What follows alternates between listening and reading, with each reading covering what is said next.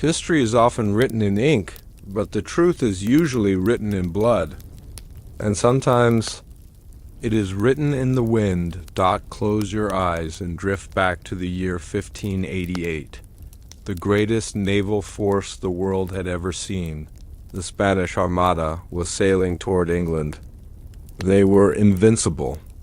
Their ships were larger, their guns were heavier, and their soldiers were hardened by conquest. England was weak.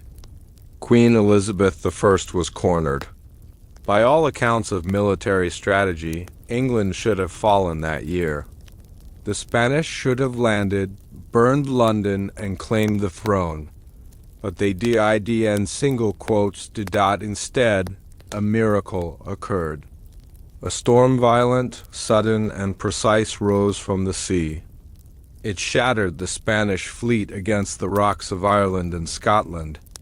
It was a wind so unnatural that the Spanish sailors, drowning in the freezing water, screamed that God had turned against them.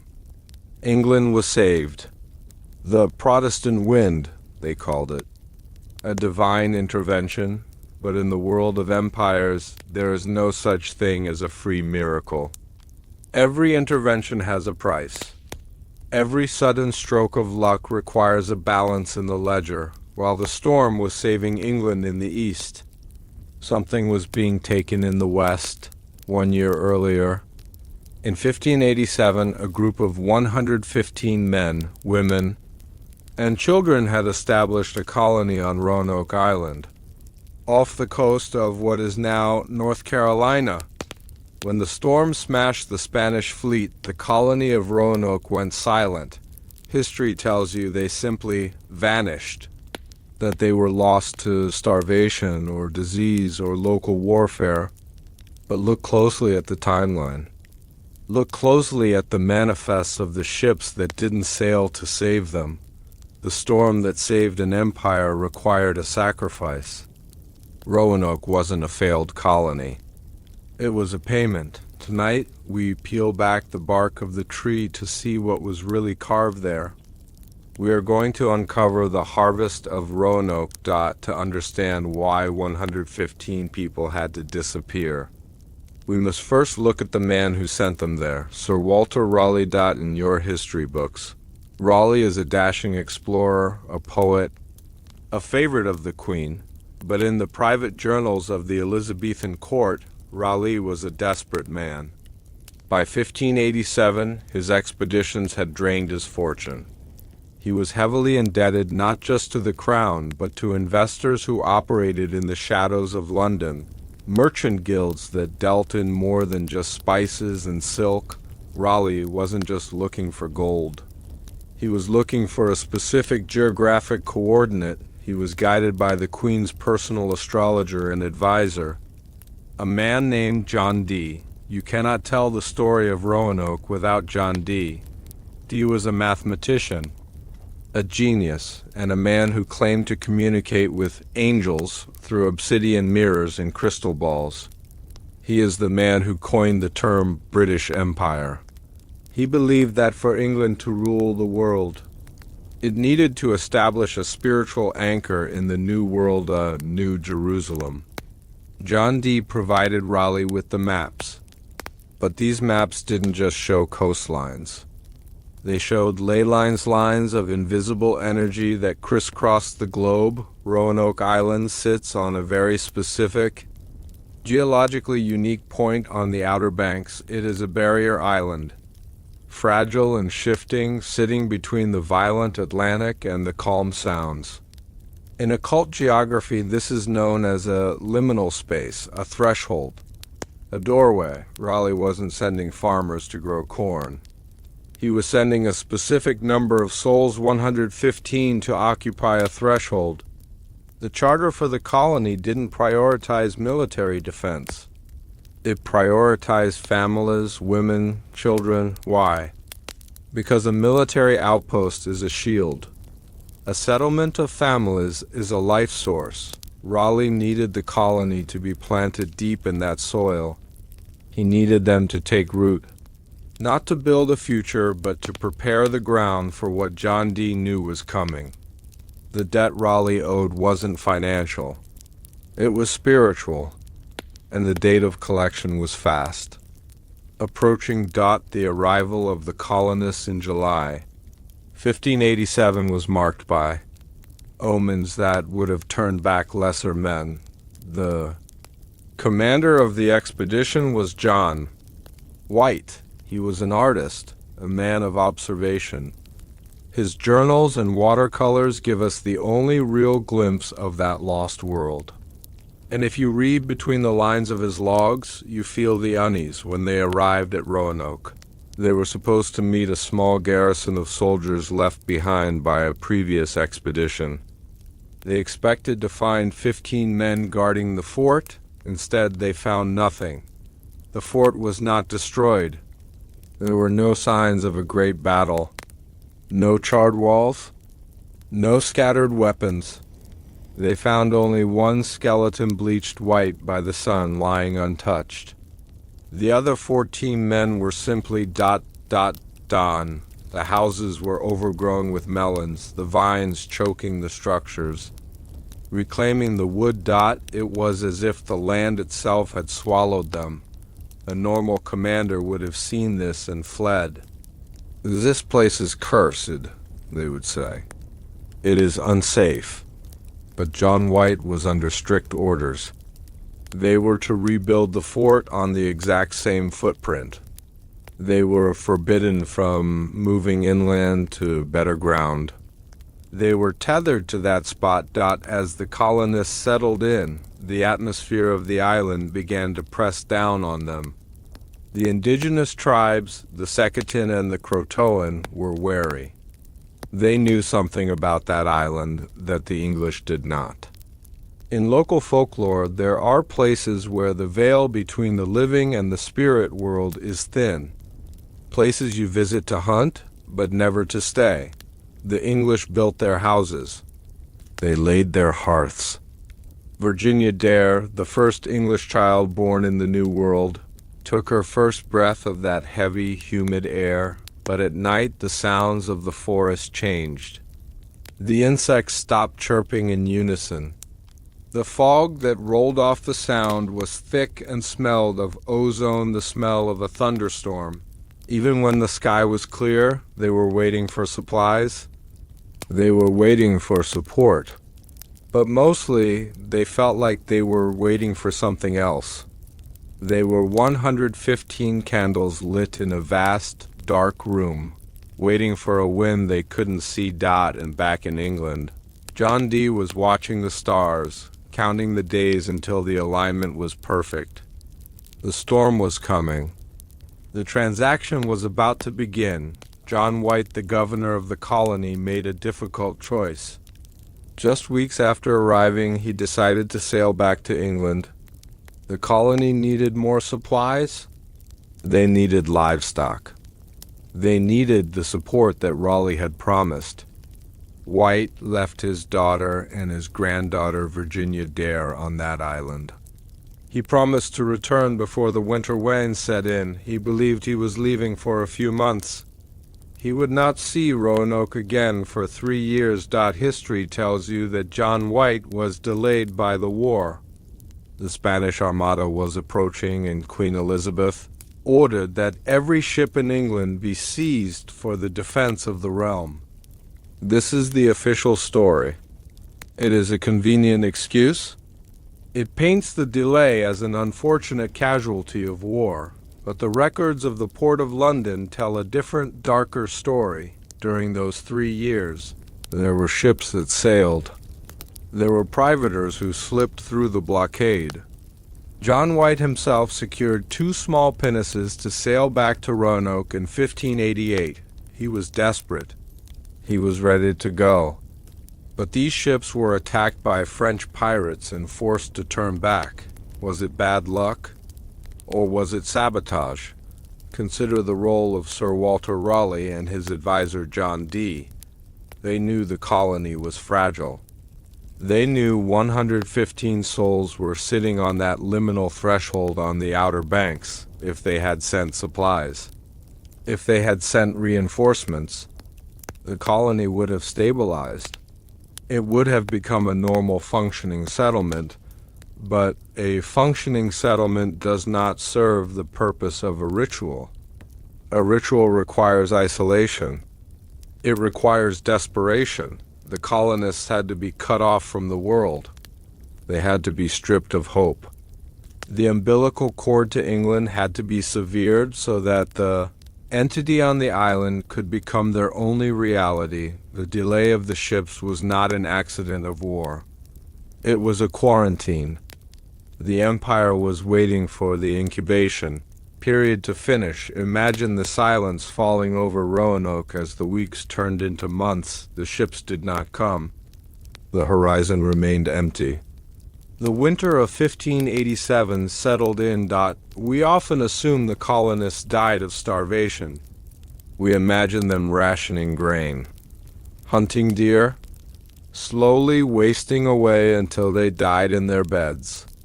But the archaeological evidence suggests something far more unsettling. Excavations in the area have found very few bodies. If 115 people died of starvation, there would be a mass grave. There would be bones marked by malnutrition. There would be signs of a struggle for survival. Instead, the site of the colony was clean. As the food ran out, the psychology of the colonists began to shift. Isolation does strange things to the human mind. When you remove civilization, when you remove the laws of man, you are left with the laws of nature. And on Roanoke, the nature was old and hungry. Journals from later expeditions speak of the white deer of the island, animals that watched from the tree line with eyes that seemed too intelligent. The indigenous tribes, the Croatoan and the Secatan, kept their distance during this time. They knew the signs. The colonists likely stopped acting like Englishmen. They stopped tending the fires. They stopped praying to the Christian God who had abandoned them. Desperation opens the mind to other options. If the supplies were not coming from the east across the ocean, perhaps they had to look for salvation in the west, into the deep woods. They began to hear the call. It was not a sudden madness. It was a slow hypnotic suggestion, a collective trance. They were not starving for food anymore. They were being fed by the energy of the island itself. They were being prepared, like grain ripening in the sun waiting for the scythe. There is no record of the specific date, but we know it. Happened in late 1587 or early 1588. The exact moment the harvest was collected, meteorological. Records from that era speak of a strange weather phenomenon along the Atlantic coast. A fog so thick it dampened sound. A fog that didn't move with the wind. It rolled in off the sound and swallowed the island. Inside the fort, the 115 colonists did not panic. There is no sign of a struggle. No gates were smashed. No defensive lines were drawn. If they had been attacked by the Spanish or the local tribes, there would be chaos. Broken weapons, burnt timbers, blood in the soil, but Roanoke was not a crime scene. It was an empty stage. Imagine the scene. Families standing up from their dinner tables, leaving their plates half full. Mothers picking up their children. Not in fear, but in obedience, they walked out of their homes. They walked past the palisades they had built to keep the world out. They walked into the fog. It was a procession, a silent march into the interior of the continent. They were moving toward the source of the signal, the Croatoan connection. They didn't pack their heavy chests. They didn't take their coins or their fine clothes. They left the trappings of the physical world behind because where they were going, they wouldn't need them. The fog held them. It muffled their footsteps. And in the span of a single hour, 115 human beings were wiped from the surface of the earth. They were not killed. They were absorbed, The transaction was complete. The debt was paid. And thousands of miles away in England, the storm that destroyed the Spanish Armada finally broke. The wind died down. The empire was safe, a retention bridge, but they left one thing behind. A message carved into a tree. A message that history has misinterpreted for 400 years. It wasn't a name. It was a receipt. When we speak of disappearances, we usually mean scattered individuals. A straggler lost in the woods. A ship lost at sea. But the physics of what happened at Roanoke defies logic. 115 people. Men with muskets. Women with children, livestock, tools, all of it vanished. To move that many people requires time. It requires noise. It leaves a trail. If they had packed up and moved to the nearby island of Croatoan, as history suggests, there would be a trail of debris, dropped items, footprints in the mud that hardened over time, but there was nothing. It was as if gravity itself had ceased to apply to them. The speed of the event is what terrifies the historians who look too closely. The meals left on the tables imply that whatever happened happened instantly. It was not a migration. It was an extraction. Think of the energy required to remove 115 human beings from our reality. In physics, energy cannot be created or destroyed, only transferred. If they were taken, then where did that energy go? It went into the wind that filled the sails of the British fleet. It went into the sudden, inexplicable calm that settled over the English Channel, allowing the Royal Navy to maneuver. The souls of Roanoke were the fuel for a geopolitical miracle. The only clue left behind has become the most famous mystery in American history. The word Croatoan carved into a palisade post. And the letters Crow carved into a nearby tree. We are taught that this was a signpost, a message telling John White where they had gone. Croatoan was the name of a nearby island and a friendly tribe. It seems simple, but John White had given the colonists a specific secret code before he left. He told them that if they were forced to leave by distress or by force, they should carve a cross over the letters. A Maltese cross. There was no cross. The carving was neat. It was not frantic.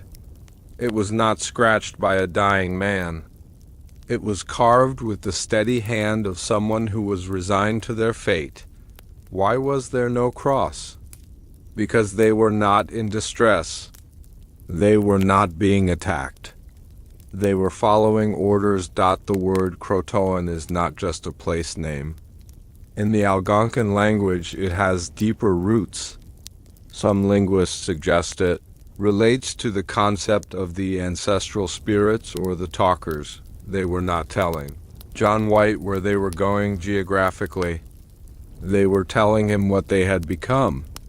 They had joined the land. They had merged with the signal. The carving was not a breadcrumb trail for the living to follow. It was a tombstone for the empty fort. When John White finally returned in 1590, 3 years too late, the scene that greeted him was surgically clean. The houses were taken down, not burned. Taken down, the heavy cannons, which were too heavy to carry, were not tipped over. They were sitting there rusting, but the small personal items were gone. White found his own heavy chests, which he had buried before leaving, dug up and ransacked. But the things that were taken were odd: maps, books, pictures, the items of intellect, the items of record. Whoever or whatever cleared the settlement wanted to erase the identity of the people. John White stood in the center of the silent capital of his lost colony, and he blew a trumpet. He sounded the call note of the English explorers. He waited for a response. A shout, a gunshot, a dog barking. The only answer was the rustling of the leaves. He wanted to go to Croatoan Island to check. He wanted to search the woods. But a storm blew in, a hurricane that nearly sank his ships. The anchor cable snapped. The crew mutinied. They forced him to leave. It was as if the island itself was pushing him away. The transaction was done. The door was closed. He was not allowed to see what had happened to them. He sailed back to England a broken man, leaving his daughter and granddaughter to the mist. All roads lead back to London, to the library of John Dee, while John White was screaming into the silence of the American woods. John Dee was in England, advising Queen Elizabeth on the expansion of her empire. Dee possessed an obsidian mirror, a black scrying stone brought from Mexico from the Aztec Empire. He claimed he could see the future in it. He claimed he could speak to entities that lived outside of time. It is documented that Dee believed in the concept of blood geography, the idea that you could claim a land not by planting a flag, but by planting people. Roanoke was the first English attempt to plant people in the New World, and it failed in a very specific way that matched Dee's occult theories of exchange. Did Dee know? Did he advise Raleigh that the first colony would be a lost leader? A sacrifice to open the ley line. The timing is too perfect. The location is too specific. The lack of rescue is too calculated. John Dee died in poverty, his mind broken by the voices he heard. But the empire he designed, the empire he built on the foundation of those lost maps, that empire conquered the world. When John White returned to England with the news, the reaction of the royal court was silence. There was no massive inquiry. There was no grand rescue fleet launched the following year. The focus shifted immediately to Jamestown to the north. Roanoke was declared a lost cause. Maps were redrawn. The coastline was altered in official documents to make Roanoke seem less accessible. Sailors were paid to stop talking about the white deer with blue eyes they saw on the islands. The narrative was crafted carefully. They disappeared. It is a mystery. By calling it a mystery, they stopped you from calling it a crime. By making it a ghost story, they distracted you from the political reality. The Crown knew exactly where they were, but they couldn't go back. You do not return to the altar after the sacrifice has been burned. You walk away. You take your reward and you never look back. The Lost Colony of Roanoke did not truly vanish. They are woven into the fabric of the nation that grew on top of them. Legend says that if you stand on the shores of the outer banks when the fog rolls in, you can hear a hymn being sung, not in the language of the indigenous tribes, but in Tudor English. They are still there, trapped in the amber of that moment. 115 souls holding the door open for the world we live in today. We tell ourselves they are lost because the alternative is too hard to accept. They were not lost. They were spent, and the next time you hear the wind howling off the Atlantic, remember the storm that saved England, and ask yourself, who paid for the wind?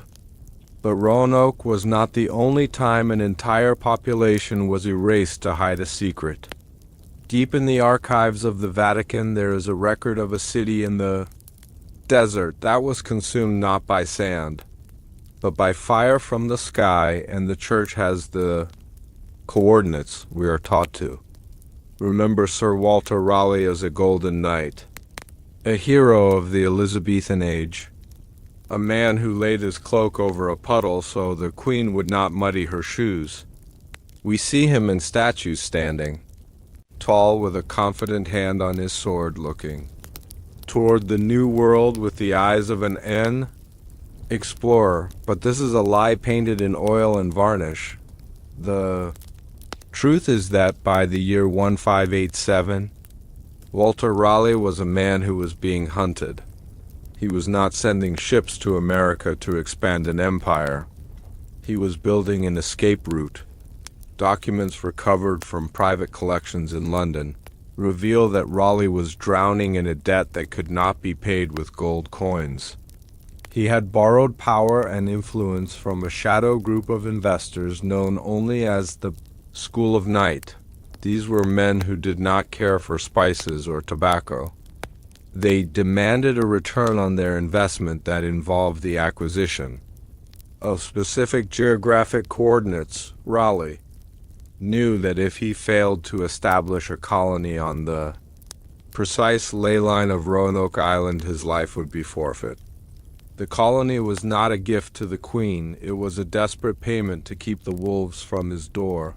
He sent 115 men, women, and children into the dark, not to save them, but to buy himself time. This is the truth the king buried. The Golden Knight was actually a jailer.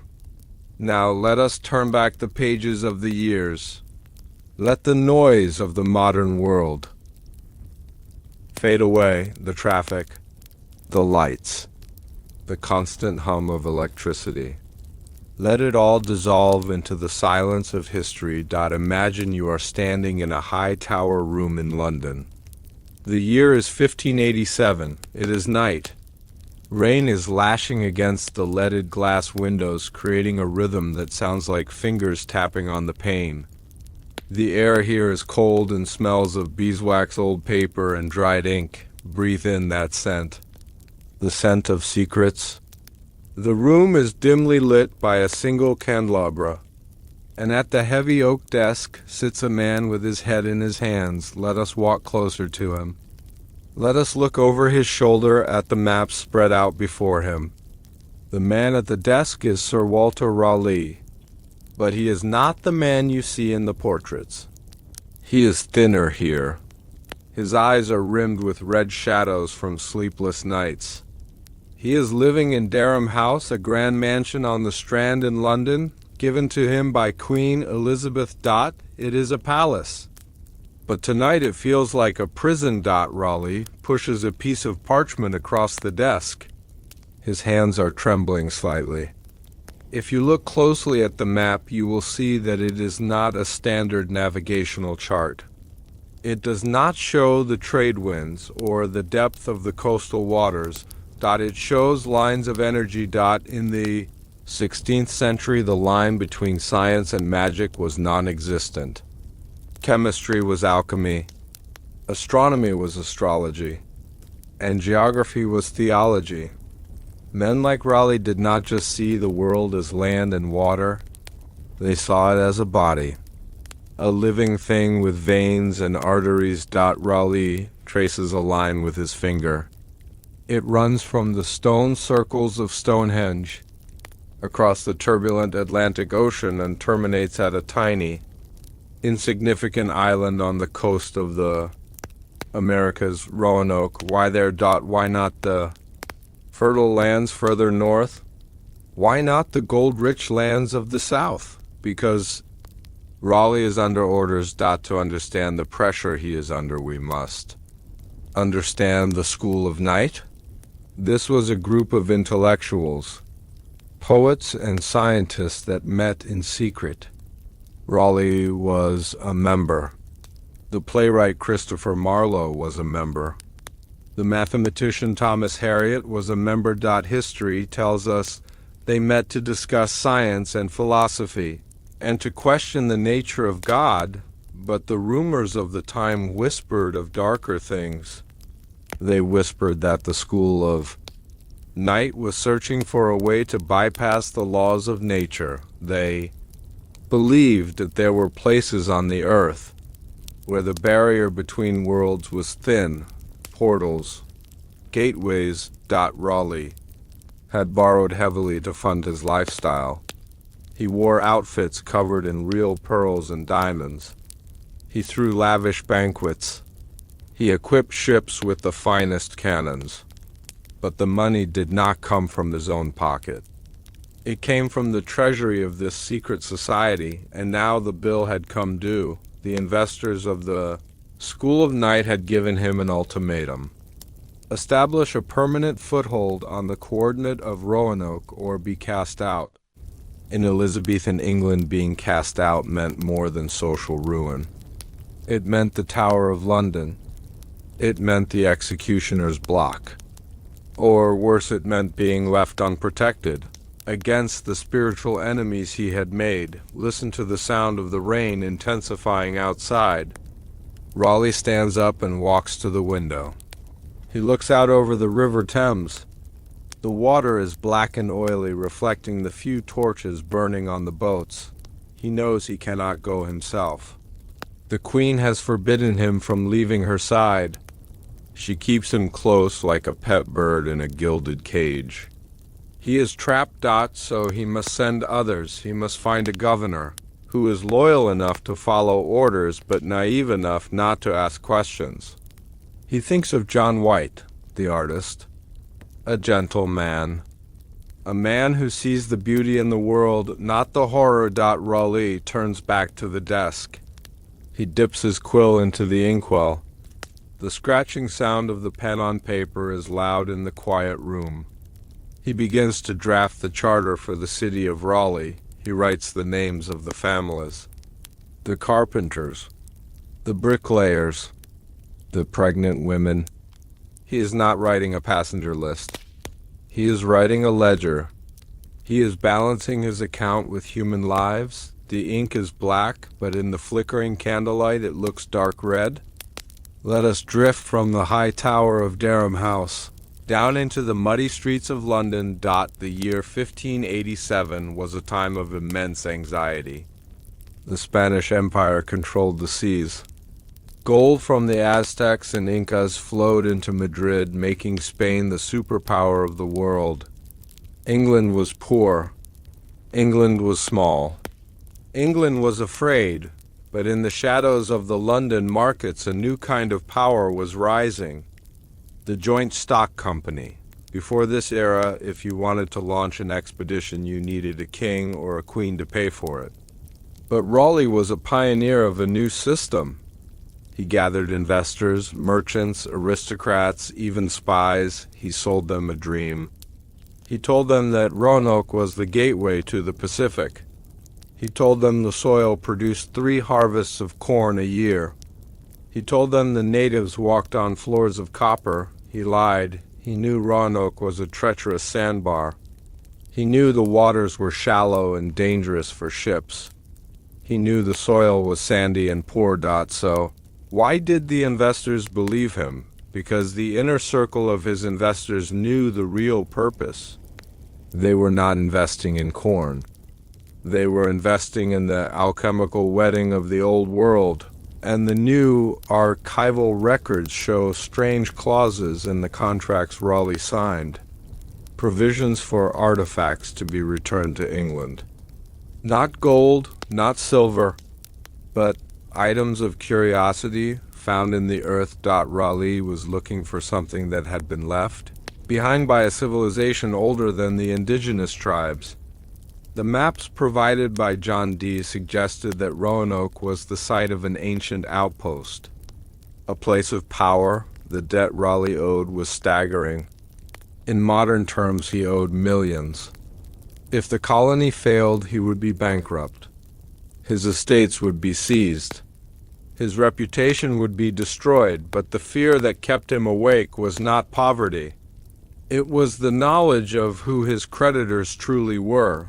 There are letters preserved in the British Museum written by Raleigh during this time. They are frantic. He writes of watchers in the streets. He writes of feeling a cold presence in his room. He writes that he must feed the lion across the ocean. He was a man standing on a trapdo or imagine the stress of walking through. The royal court smiling at the queen reciting poetry, telling jokes while in the back of your mind. You hear the ticking of a clock he had to get. Those people on the ships, he had to get them to the island. He expedited the process. He cut corners on the supplies. The food barrels were not sealed properly. The water casks were old and prone to leaking. He didn't care. The survival of the colonists was secondary to their arrival. Once they were there, the circuit would be closed.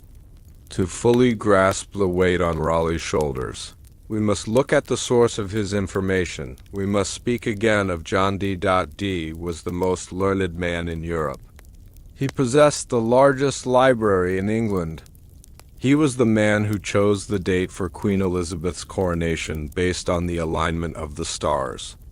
He was a mathematician who taught navigation to the captains of the Royal Navy, but at night, Dee spoke to angels. He used a showstone, a polished piece of obsidian. He and his medium, Edward Kelly, would spend hours staring into the black depths, writing down the strange geometric language that the spirits dictated. This language was called Enochin. The Diaries of John Dee, which you can still read today. There are references to the Western Watchtower, a geographical location that was essential for the spiritual protection of the coming empire. Dee convinced the Queen and Raleigh that the Spanish dominance was not just military, it was spiritual. The Spanish had claimed the gold of the Americas, which was the metal of the sun. To counter this, England needed to claim the land itself. Raleigh was the instrument of this design. The map Raleigh used to plan the Roanoke colony was drawn by Dee. It was based on a mixture of Portuguese navigation charts and the coordinates given by the entities in the glass. Raleigh was not looking for a harbor. He was looking for a specific latitude, 35 degrees north. If you trace this latitude across the globe, it aligns with other sites of significant ancient power. Raleigh was obsessed with this line. He believed it was a vein of power. The pressure on him was cosmic. He believed that if he could plant English feet on that soil, he would unlock a new age for humanity. He called it the Empire of the Green. This is why he was so desperate. This is why he mortgaged his future. He wasn't just a colonizer.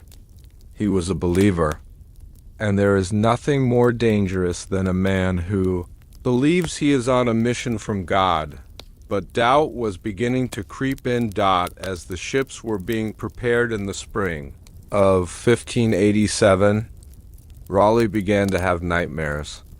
He claimed to see the faces of the colonists decaying before his eyes. He saw the island of Roanoke covered in a thick gray fog that smelled of sulfur. He went to John Dee for reassurance. Dee told him that the sacrifice was necessary. That word, sacrifice. It appears in the margins of Raleigh's personal Bible next to verses about Abraham and Isaac. Raleigh knew that he was sending innocent people into a trap. He knew the indigenous tribes were becoming hostile because the previous military expedition had burned their villages and stolen their idols. He knew he was sending families into a war zone without an army, but the debt had to be paid. Let us move to the docks of Plymouth. May 8th, 1587. The ships are ready. The Lion, the flyboat, they bob in the harbor water, heavy with supplies and human cargo. Raleigh is there. He is dressed in his finest velvet cloak. He smiles. He shakes hands. He kisses the cheek of Eleanor Dare, the daughter of John White, who is pregnant with the child who will become the firstborn in the new land. He gives them confident speeches about the paradise that awaits them. He tells them of the friendly savages and the bountiful fruit, but look at his eyes. He does not linger. He does not board the ship for a final inspection. He stays back on the pier. He watches them with a strange detachment. He knows the food is insufficient. He knows the pilot of the fleet, Simon Fernandez, is a Portuguese national who may be a double agent for Spain. He knows the maps are guiding them to a place that is geologically unstable. As the ships weigh anchor and the sails catch the wind, Raleigh turns away before they are out of sight. He mounts his horse and rides hard back to London. He does not wave. Why? Because you do not wave at a funeral procession. He had paid his debt. He had delivered the souls to the edge of the map. The rest was up to the ocean and the entities that waited in the New World. Back in Durham, House Raleigh burned the original charters. He burned the letters from the investors. He scrubbed the records. He sat alone in the dark, listening to the rain, and he waited for the silence that he knew would come. But even Raleigh, with all his secret knowledge, did not understand the true nature of the place he had sent them. He thought he was opening a door to an empire. He didn't realize he was ringing a dinner bell, because when the colonists arrived, they found the land was not empty. It was waiting. And the first thing they noticed was the silence of the birds. When the ships finally reached the shores of Roanoke Island in July of 1587, they expected to be greeted by Englishmen. They expected to see smoke rising from the chimneys of the fort that had been built 2 years prior. They expected to hear the shouts of the 15 soldiers who had been left behind to guard the claim, but the island was silent. There was no smoke. There were no flags. There were no soldiers. The 115 colonists stood on the deck of the flagship and stared at a coastline that looked less like a new home and more like a graveyard. History tells us the 15 men were killed by local tribes, but the forensic evidence of the site tells a different story.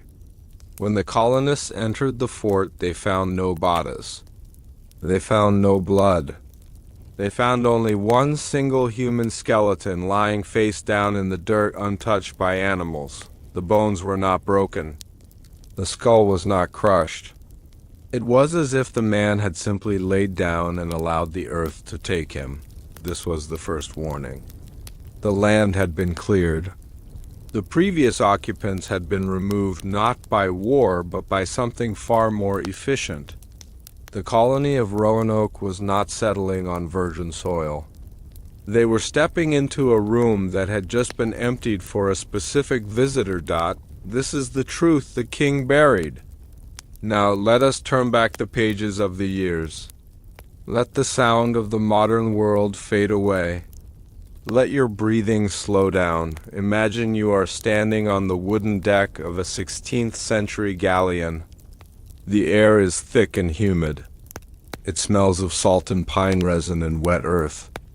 The wood beneath your feet is warm from the sun. You can hear the creaking of the rigging and the gentle lap of the water against the hull. Close your eyes and see the green wall of the forest rising up from the water. It is dense. It is ancient. It is waiting.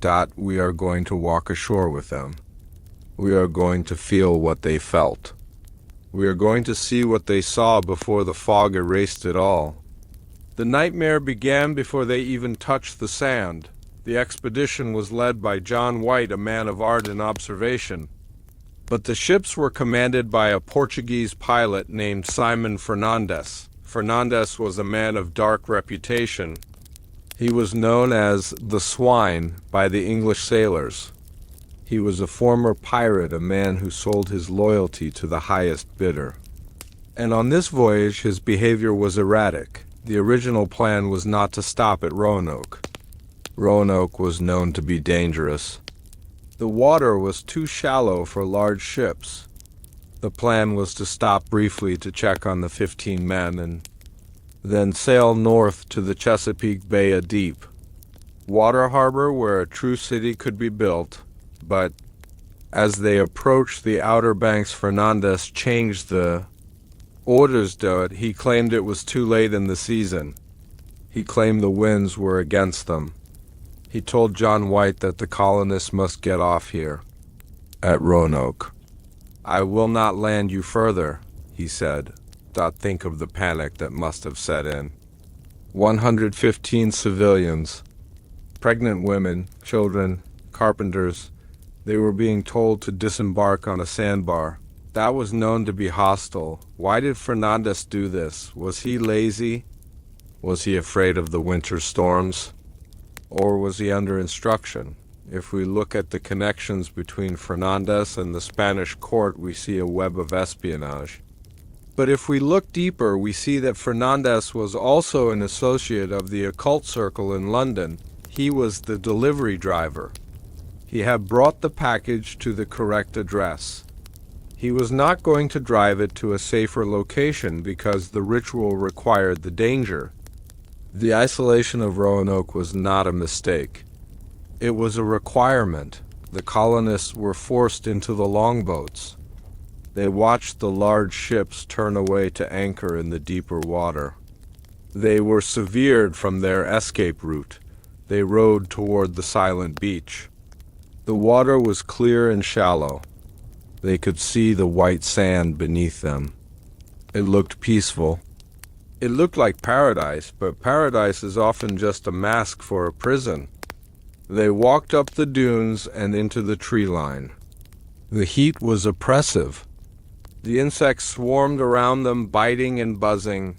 They reached the site of the old settlement, the city of Raleigh, as it was grandly named on the maps. What they found was a scene of surreal decay. The fort built only 2 years prior was still standing.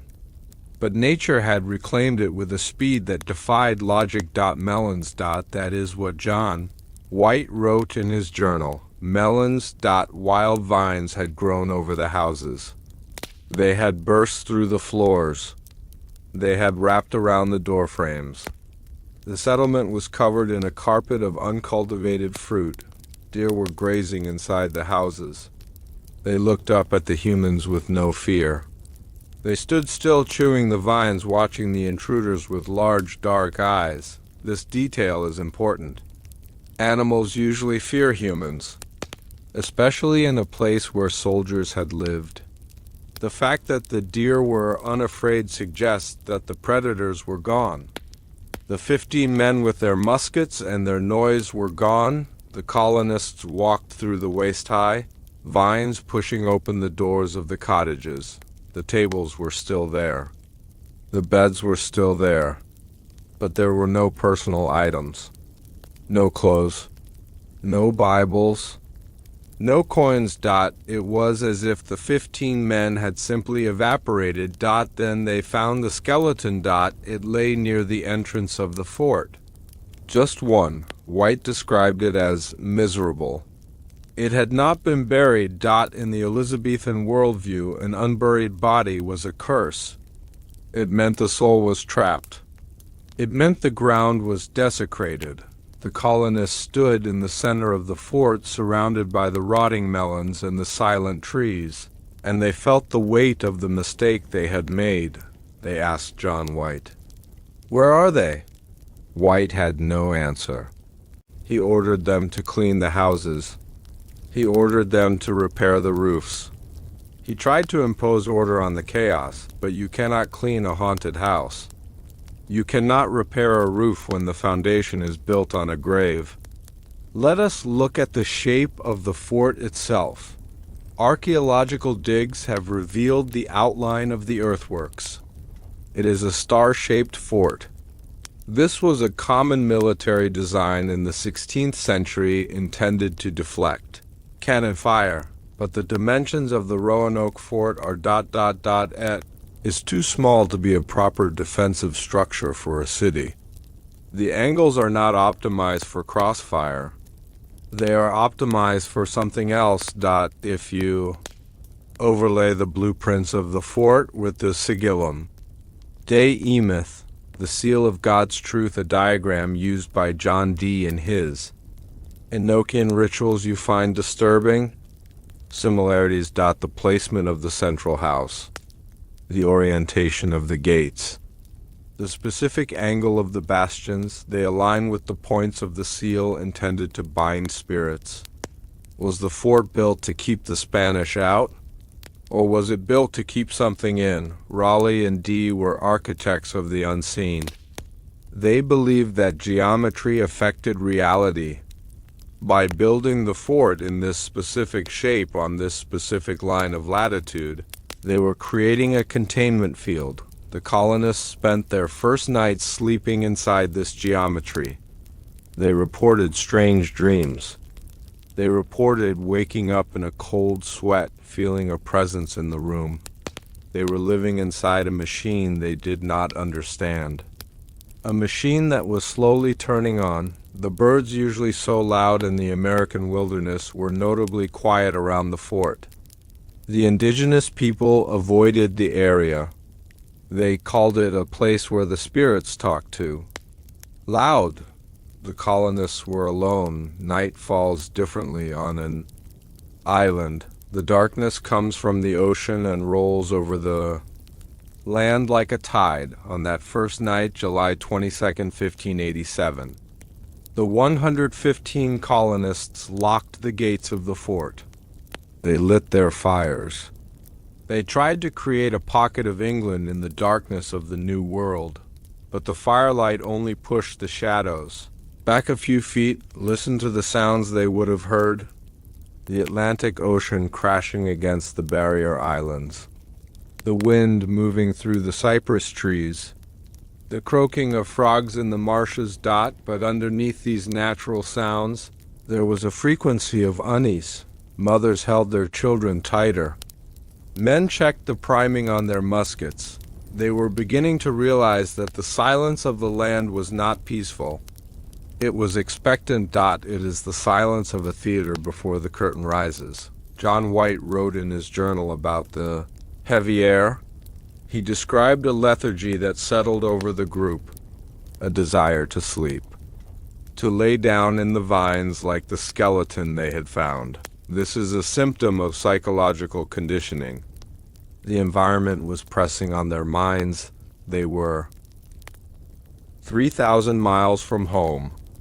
They were surrounded by a vast unknown continent.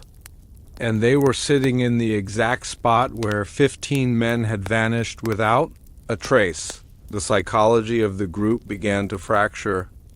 Paranoia set in. They looked at the forest and saw shapes.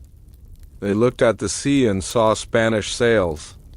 They looked at each other and saw strangers. The social bonds that held them together were fraying. The hierarchy was dissolving. And in the shadows, the entity that the indigenous tribes feared was watching. It did not attack.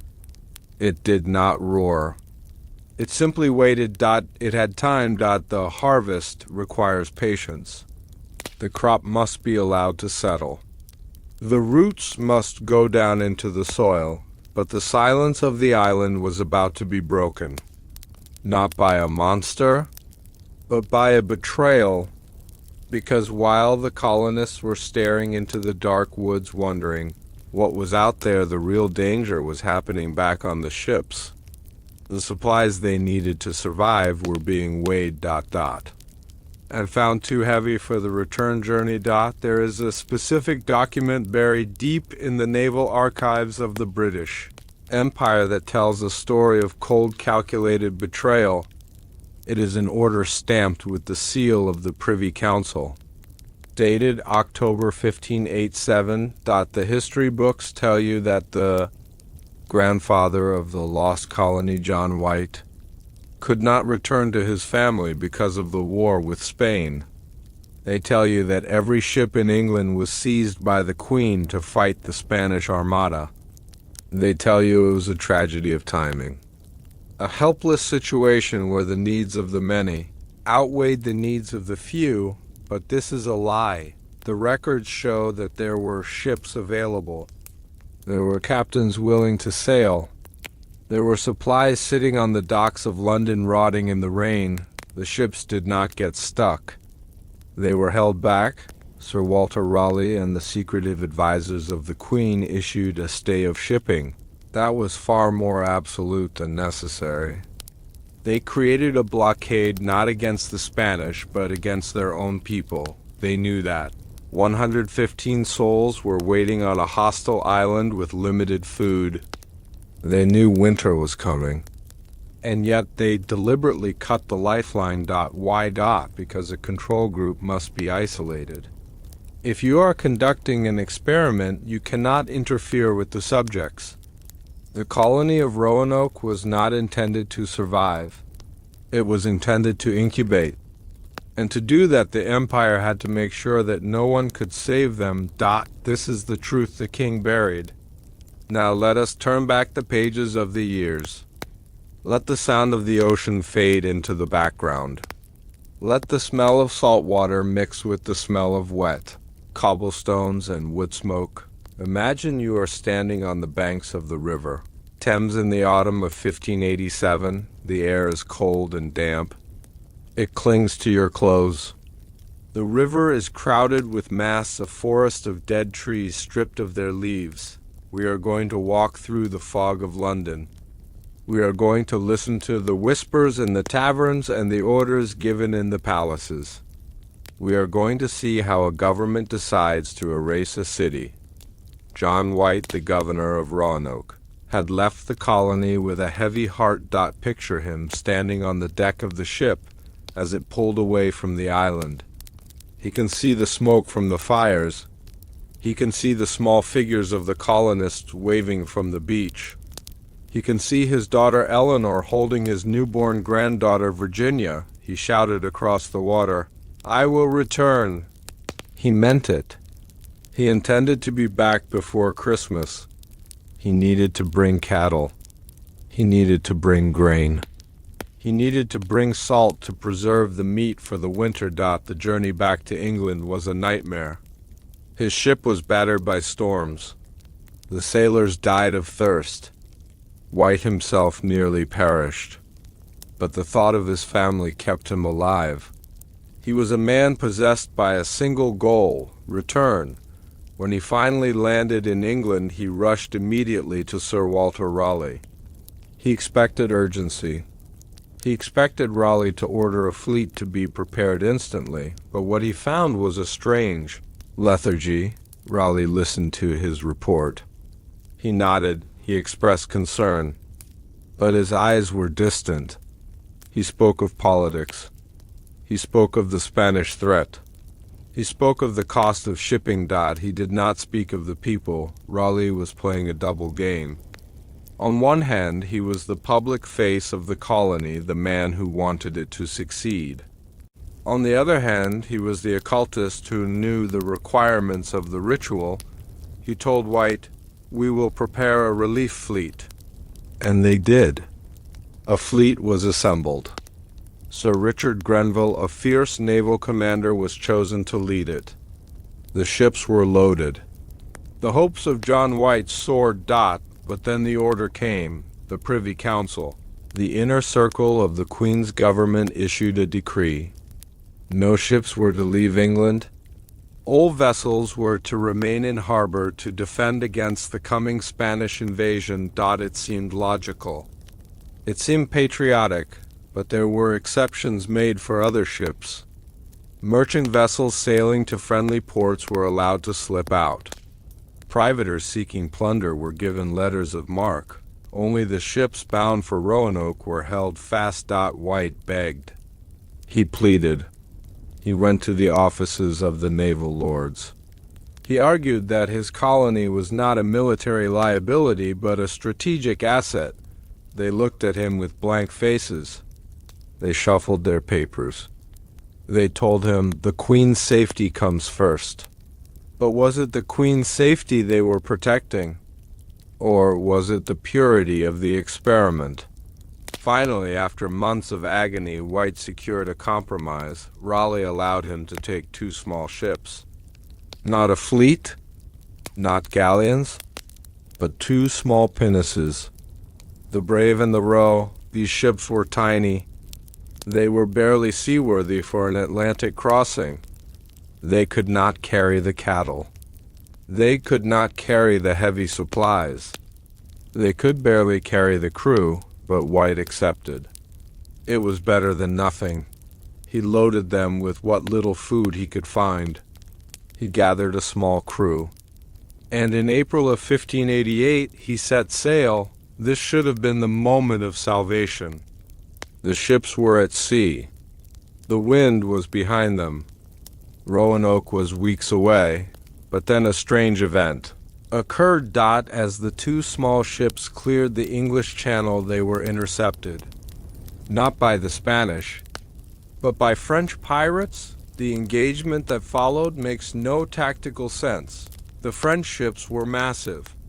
They should have blown the tiny English vessels out of the water, or they should have ignored them as not worth the powder. Instead, they boarded the brave. They engaged in a brutal hand-to-hand fight. John White was wounded. The supplies were looted. The biscuits were stolen. The fresh water was dumped into the sea, and then the French let them go. They did not sink the ships. They did not take the ships as prizes. They simply crippled them and sent them limping back to England. It was an act of humiliation, not war. Historians call this bad luck. A chance encounter, but look closer at the captain of the French ship. Look at the connections between the French privateers and the English. Spy network run by Francis Walsingham. Walsingham was the Queen's spy master. He was a man who believed that the end always justified the means. He was also an associate of John Dee. Was the pirate attack staged? Was it a way to stop John White without officially stopping him, if the Queen had ordered White to stay? It would have looked suspicious. But if pirates attacked him, it was just the cruelty of the sea. White returned to England bleeding and broken. He watched the brave limp back into the harbor, and he knew. He knew that the door had been slammed shut. He would not be allowed to leave. For the next 2 years, John White was a prisoner of his own country. He walked the docks of Plymouth watching the horizon. He wrote letters that were never answered. He petitioned men who would not meet his eyes. The Spanish Armada came and went. The great battle was fought. The storm destroyed the enemy fleet. England was victorious. The danger was over, and yet still the ships did not sail. Why was there no immediate rescue? Mission in 1589, the seas were open. The navy was triumphant. England was flush with pride and power, but Roanoke was forgotten. It was erased from the conversation. This is the most damning evidence of all. The silence. If you lose a child in the woods, you do not stop searching the moment the storm passes. You search harder. You tear the woods apart, but England did not search. They turned their back. It suggests that they knew there was no point in searching. They knew that the timeline of the colony had already run out. They knew that the supplies they had withheld were the final nail in the coffin. Without the cattle, without the grain, without the salt, the colonists would have run out of food by the winter of 1587. By 1588, they would be desperate. By 1589, they would be ... changed. The delay was the weapon. Time was the executioner. Let us leave the politics of London and transport our minds across the ocean to the beach of Roanoke. Imagine. You are Eleanor Dare. You are holding your child. You are standing on the dunes scanning the horizon where the sea meets the sky. Every morning you wake up with hope. You think, today is the day? Today I will see the white sails. Today my father returns. And every evening you watch the sun go down over an empty ocean. The psychology of abandonment is a slow poison. At first you make excuses. The wind is bad, you say. They are gathering more supplies. You say, but as the weeks turn into months, the excuses run out. You start to count the barrels of flour in the storehouse. You start to ration the dried peas. You watch the ribs of your neighbors become more visible through their shirts. The physical hunger is painful. But the emotional hunger is worse not to be abandoned, is to be told that you do not matter.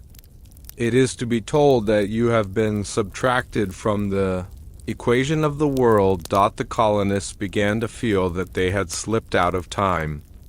They were no longer part of England. They were no longer part of civilization. They were alone on a rock at the edge of the world. And in that loneliness, the mind begins to fracture. It begins to look for connection elsewhere. If the ships are not coming from the east, perhaps the answer lies in the west. If the ocean is closed, perhaps the forest is open. The delay of the ships forced the colonists to turn their backs on the sea. It forced them to look inward toward the dark heart of the island. This was the intended effect. The School of Night knew that as long as the colonists had hope of rescue, they would remain Englishmen. They would maintain their customs. They would pray their prayers, but strip away the hope, and you strip away the identity. When you are starving, when you are forgotten, when you are terrified, you become malleable. You become ready for a new truth. The supply ships were not just carrying food, they were carrying the reality of the old world. By stopping them, Raleigh and Dee stopped the flow of reality. They created a vacuum. And nature abhors a vacuum. Something else rushed in to fill the void.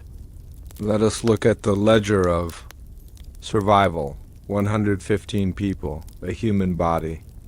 Requires roughly 2,000 calories a day to maintain mass, especially when doing hard labor like building a fort. The supplies they brought with them were calculated to last until Christmas. By January 1588, the storehouse would have been empty. They could fish, but the winter waters of the Outer Banks are treacherous, and the local tribes controlled the best fishing grounds.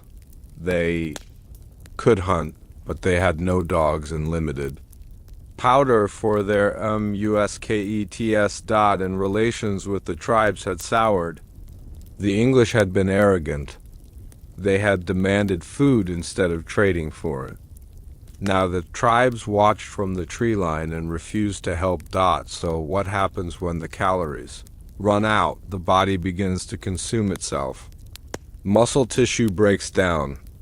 The mind becomes foggy.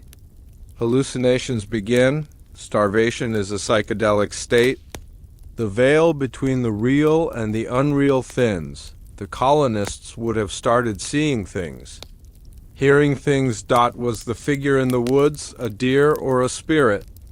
Was the voice in the wind the sound of a ship or the voice of an ancestor? The delay of the ships ensured that the colonists would enter this state of altered consciousness. It was a mass initiation ritual induced by hunger. John White.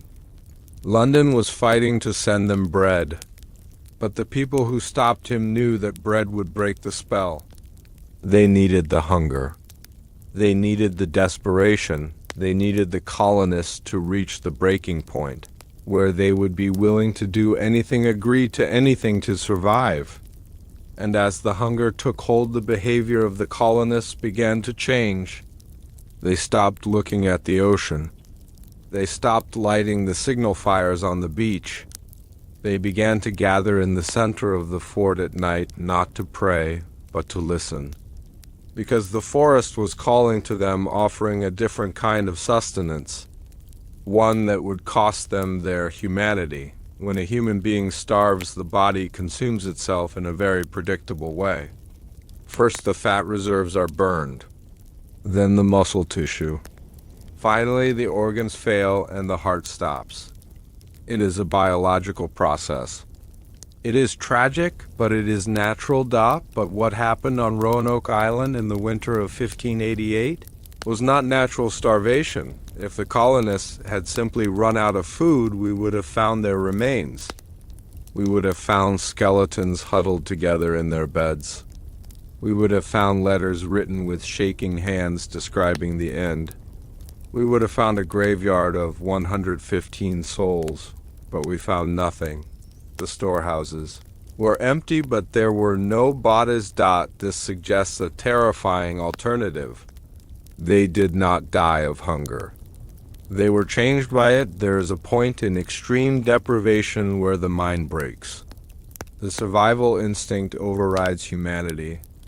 And in certain places on this earth, places where the veil is thin, that breaking point opens a door, the colonists didn't perish. They evolved. They stopped needing bread and meat and started feeding on something else. Something that the land offered them in exchange for their souls. They didn't starve to death. They starved into a new form of existence. This is the truth the king buried. Now let us turn back the pages of the years. Let us leave the warmth of your room and step into the biting cold of the 16th century. The year is turning. The leaves have fallen from the oaks. The wind coming off the Atlantic Ocean is sharp and carries the taste of ice. Imagine you are inside the walls of the city of Raleigh. The fires are low. The wood is damp. The silence is heavy. We are going to sit with them in the dark. We are going to watch the light fade from their eyes. We are going to witness the moment when the English settlers stopped being English and started becoming something indigenous to the shadows. By January of 1588, the colony had been isolated for 6 months. The supplies brought from England were gone. The barrels of salted beef were just brine and wood. The sacks of flour were shaken out to the last dust. Winter on the Outer Banks is not like winter in London. It is wet. It is penetrating. The dampness rots the boots off your feet. In a normal settlement, this is when the panic begins. People hoard food. Neighbors steal from neighbors. Violence erupts, but the journals of the region and the oral traditions of the local tribes suggest that on Roanoke there was no violence. There was only silence. A strange lethargy settled over the fort. The colonists stopped speaking. They stopped moving unnecessarily. They sat in their cabins wrapped in blankets, staring at the walls. This is the first stage of what psychologists call the shift. When the brain is deprived of calories, it begins to conserve energy.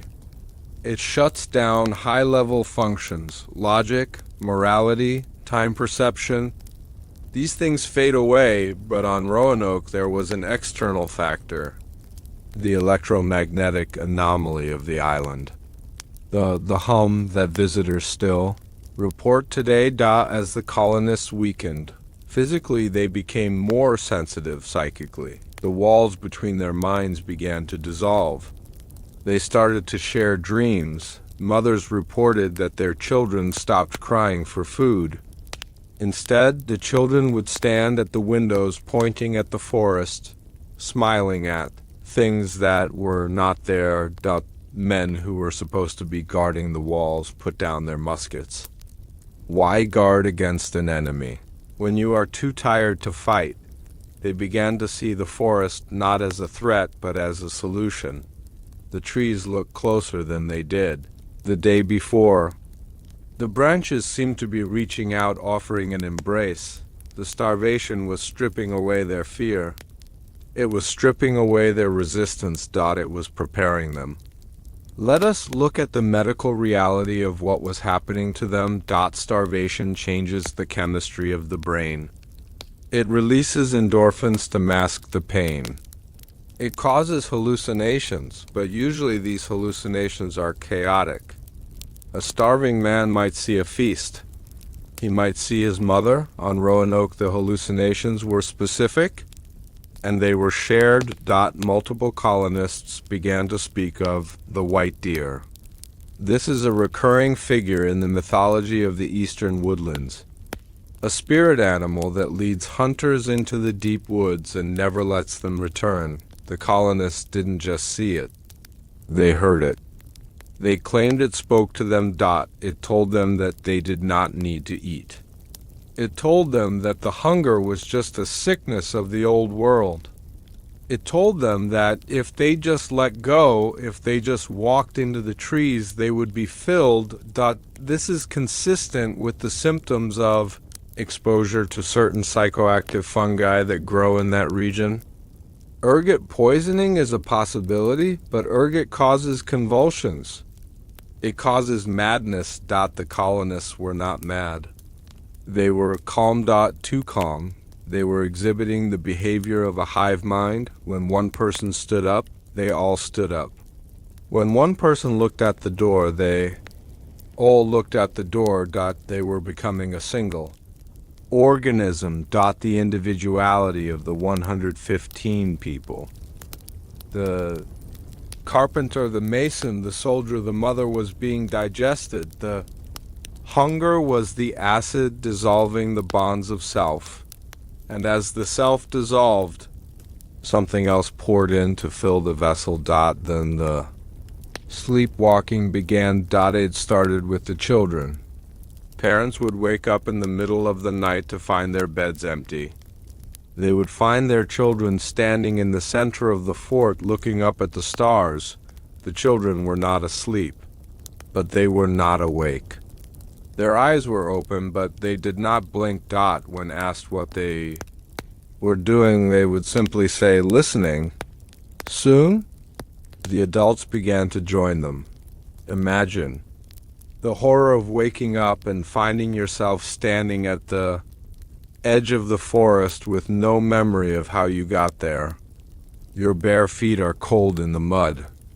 The briars have cut your skin, but you feel no pain. You try to turn back to the safety of the fort, but your body resists. Your legs feel heavy. The fort looks like a prison. The dark woods look like a cathedral. This is the call of the void. The colonists were fighting a war between their conscious minds and their subconscious instincts. Their conscious minds remembered England. They remembered Jesus. They remembered that the woods were dangerous, but their subconscious minds knew that England was gone. They knew that Jesus had not sent the supply ships. They knew that the woods were the only thing that was alive. Night after night, the group at the edge of the trees grew larger. They would stand there for hours, silent, motionless, facing the west, facing the interior of the continent. They were like iron filings being pulled by a magnet. And the magnet was getting stronger. For months, the colonists had looked east. They had scanned the horizon for the sails of the relief ships. The ocean was their salvation, but as the hunger deepened, a shift occurred in February 1588. They turned their backs on the sea. This is a profound psychological break. 2. Turn your back on the ocean is to admit that you are no longer an islander. You are now a mainlander. They stopped lighting the signal fires on the beach. Why waste wood for ships that are not coming? Why signal a world that has forgotten you? They began to board up the windows that faced the water. They closed the shutters. They wanted to forget the ocean existed. The sea represented the empire. It represented the Queen. It represented the debts of Sir Walter Raleigh. The sea was the source of their pain. The forest, on the other hand, offered them silence. It offered them shelter from the wind. The indigenous tribes, the Croatoan, watched this transformation from a distance. They knew what was happening. They had a name for it, the Wendigo. Spirit is a legend of the northern tribes, but the concept of a hunger that transforms a man into a monster exists in all cultures. The Croatoan saw the English colonists becoming gaunt, their skin turning gray, their eyes sinking into their skulls, but they also saw them becoming stronger in a strange way. The colonists stopped shivering in the cold. They stopped limping. They moved with a fluid, predatory grace. They were no longer stumbling Europeans. They were adapting, but the adaptation was not biological evolution. It was possession. The entity of the island. The genius loci was wearing them like a suit of clothes. Visual direction. The camera moves into the woods. The trees are tall and ancient. Spanish moss hangs like tattered curtains. The fog begins to rise from the ground.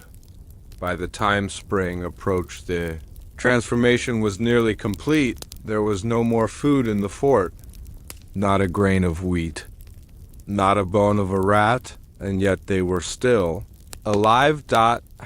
Energy. They were drawing sustenance from the ritual site itself. The fort, as we discussed earlier, was built on a geometric ley line.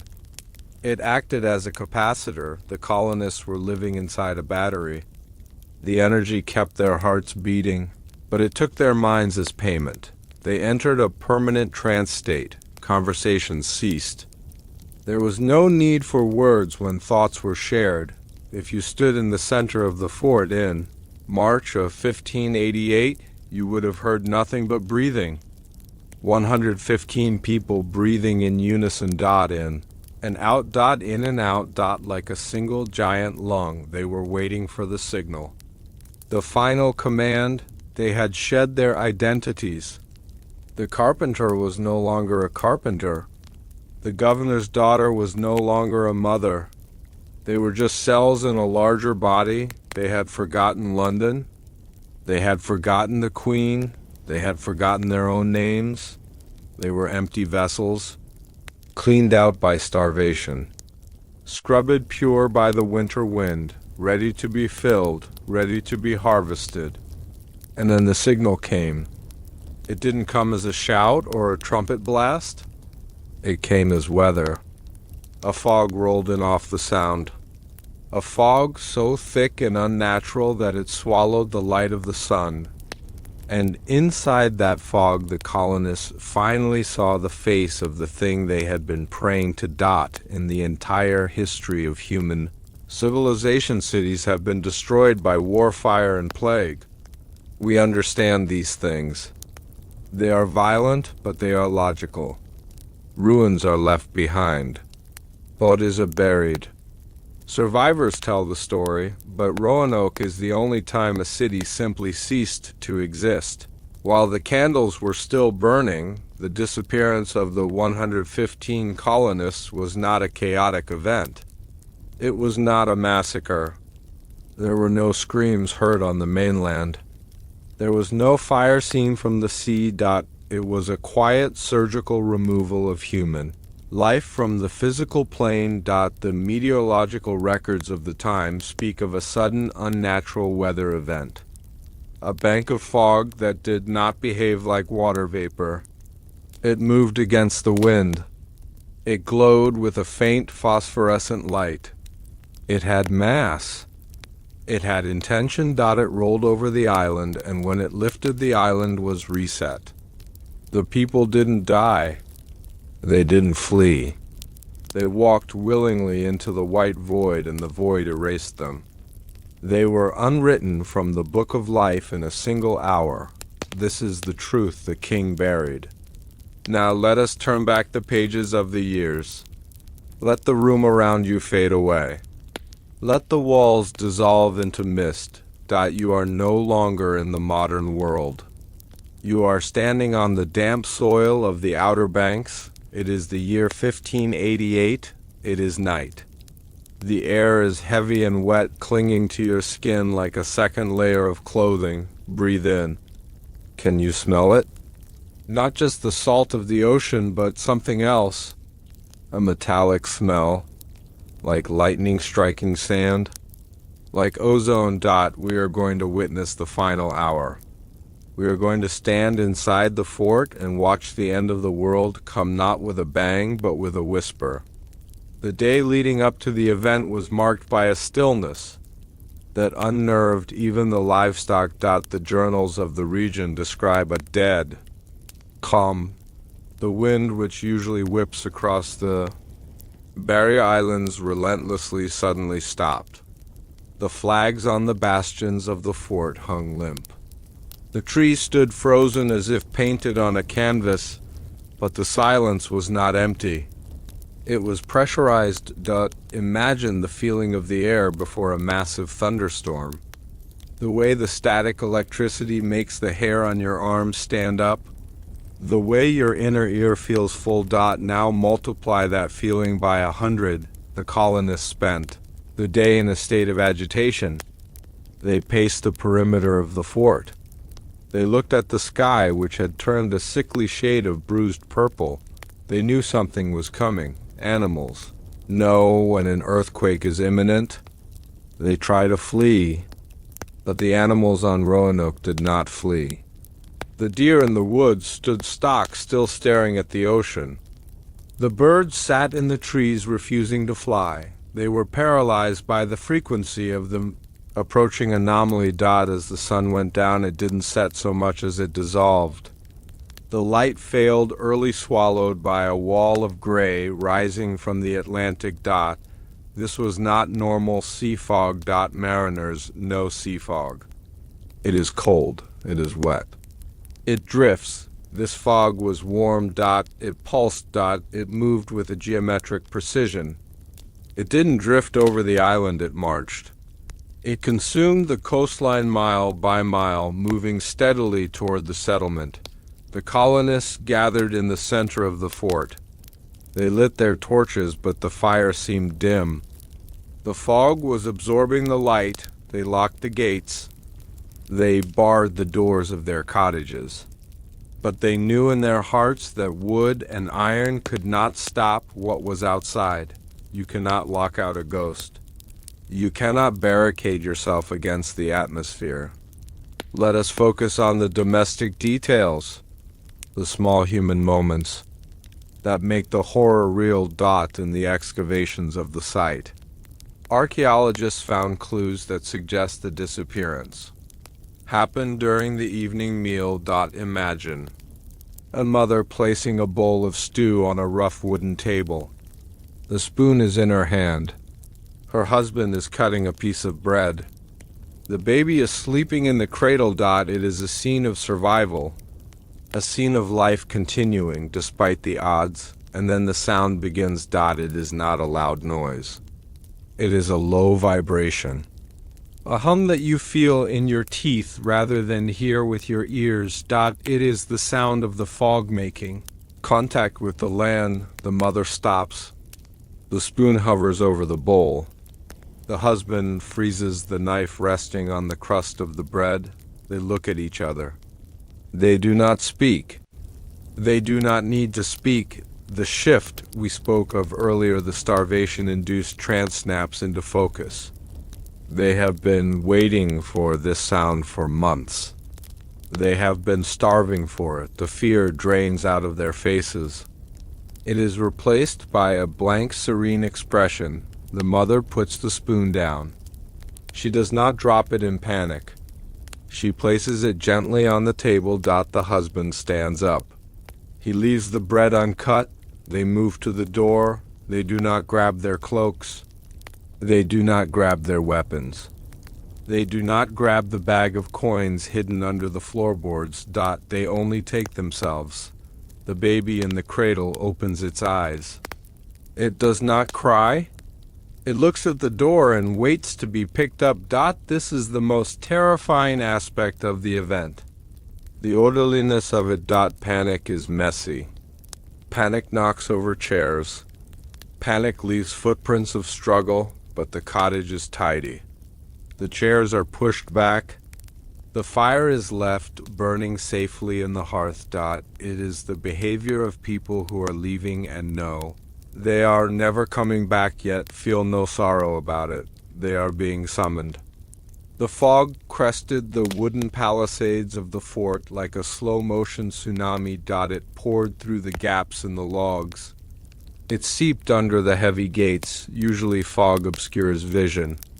It hides the world, but this fog seemed to reveal things. Survivors of similar phenomena in the Bermuda Triangle speak of electronic fog, a mist that distorts time and space. As the fog filled the courtyard of the city of Raleigh, the geometry of the fort began to change. The distances became impossible. The walk from the cottage to the gate, which should have been 50 yards, seemed to stretch into infinity. The angles of the buildings looked wrong, as if the settlement had been folded into a different dimension. The colonists stepped out of their doors and into the white. They formed a line. Without speaking, without organizing, they formed a perfect procession. 115. People. At the front was Governor White's daughter, Eleanor Dare, carrying the infant Virginia. She walked with her head high. Her eyes were wide and completely black. The pupils had dilated to absorb every photon of the strange light. Behind her came the men, the soldiers who had sworn to defend the fort. They walked with their arms at their sides, their weapons left. Leaning against the walls, they walked past the forge where the blacksmith's fire was still hot. They walked past the chapel. They were walking toward the gate, but the gate was locked.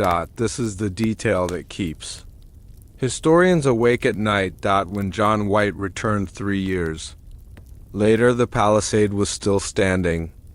The privacy of the fort was intact. So how did they leave? Did they open the gate and close it behind them?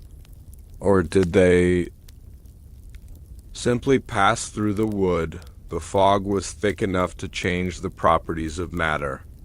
In high-energy fields, solid objects can become permeable. The colonists didn't need to open the gate. The gate was no longer a barrier to them. They were vibrating at the same frequency as the mist. They walked through the solid oak timbers as if they were made of smoke. They left the safety of the clearing and entered the ancient forest. The trees of Roanoke are old live oaks twisted by centuries of storms. In the fog, they looked like gnarled hands, reaching down to touch the pilgrims. The procession moved silently over the carpet of pine needles and damp earth. Usually, a group of 115 people moving through a forest makes a tremendous amount of noise. Branches snap, feet shuffle, people cough, but tonight the forest absorbed the sound. The fog acted as an acoustic damper. It swallowed the noise of their passing. If you had been standing 10 feet away, you would not have heard them. You would have only seen a line of gray shapes, drifting past like a river of ghosts. Where were they going? They were heading toward the Croatoan site, but not the island. The concept, they were walking toward the source of the anomaly, the epicenter of the harvest. As they walked, the rear of the line began to notice something strange about the front of the line. The people at the front were not just walking into the fog. They were dissolving into it. Eleanor Dare, the baby. The leaders. They didn't vanish instantly. They faded. First their outlines became blurred. Then they became transparent. You could see the trees through their bodies. And finally they were just swirls of mist that dissipated into the air. They were being converted. Matter to energy, flesh to frequency. And yet the people behind them did not stop. They did not scream. They did not turn and run back to the fort. They kept walking. They watched their families disintegrate, and they felt only a sense of completion. They knew it was their turn next. It was a rapture. Not a religious one, but a physical one. The debt of Sir Walter Raleigh was being paid in the currency of atoms. The entity that John Dee had contacted, the thing that lived in the western watchtower, was consuming the offering. Within 1 hour, the colony was empty. The last straggler, a young boy, perhaps stepped into the mist and faded away. The fog held the island for a few more hours, digesting what it had taken. And then, just as quickly as it had arrived, it lifted. The wind returned. It blew the mist out to sea. The moon shone down clearly on the white sand. The crickets began to chirp again.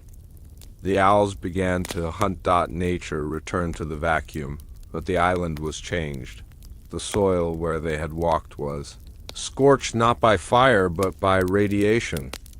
The trees along the path were twisted into spiral shapes that they retain to this day, and the silence remained. When the sun rose the next morning, it illuminated a ghost town. The breakfast bowls were still on the tables, cold and congealed. The beds were unmade. The tools were lying where they had been dropped, but the souls were gone. They hadn't died. Death leaves a body.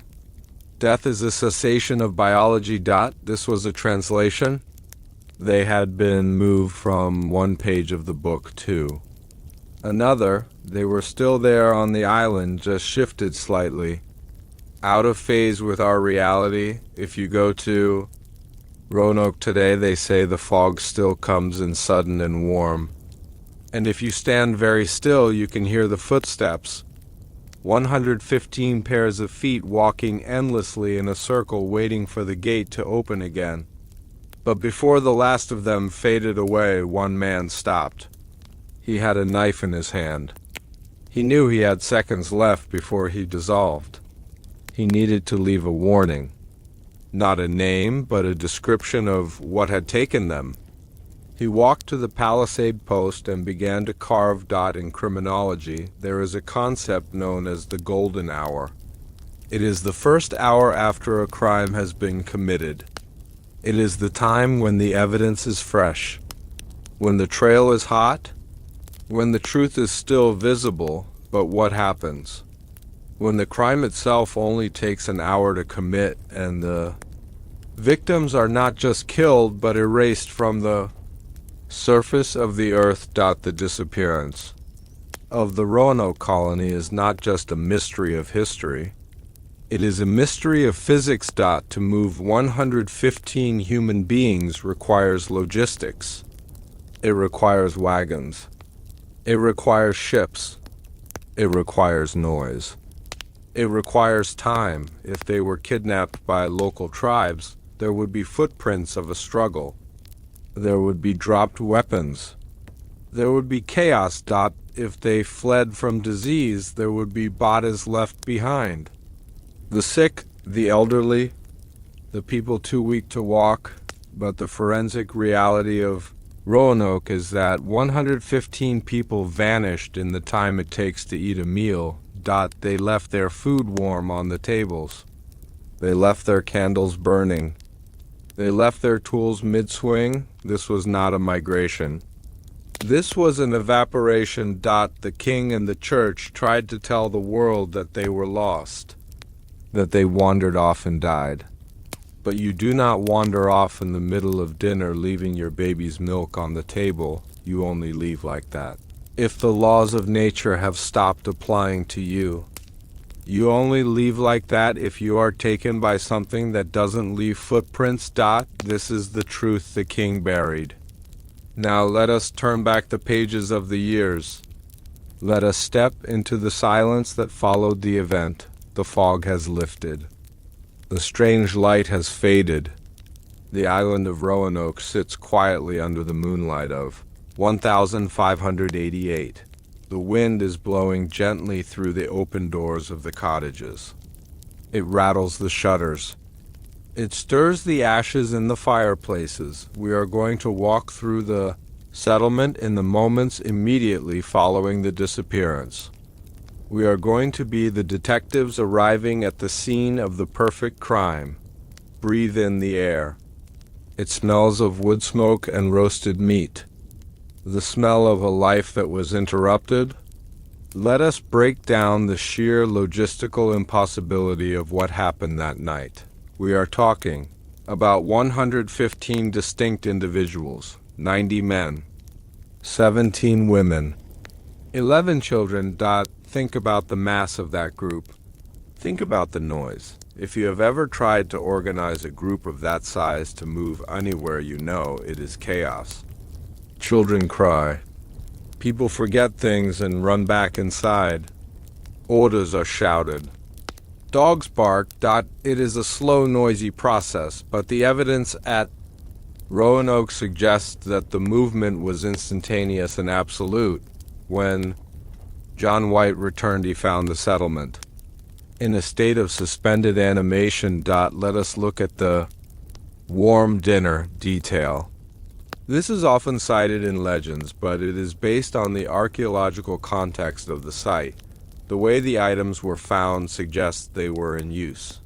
A blacksmith's hammer lying on the anvil, not put away in the rack. A loadsman's axe leaning against a half-chopped log. A Bible open on a lectern. These are not the actions of people preparing to leave. These are the actions of people who were interrupted by a force so overwhelming that they simply ceased to act. If they had decided to move to Croatoan Island, as the official story claims, they would have packed. They would have taken the tools. Iron was incredibly valuable in the New World. You do not leave an axe behind. You do not leave a musket behind. These are the tools of survival.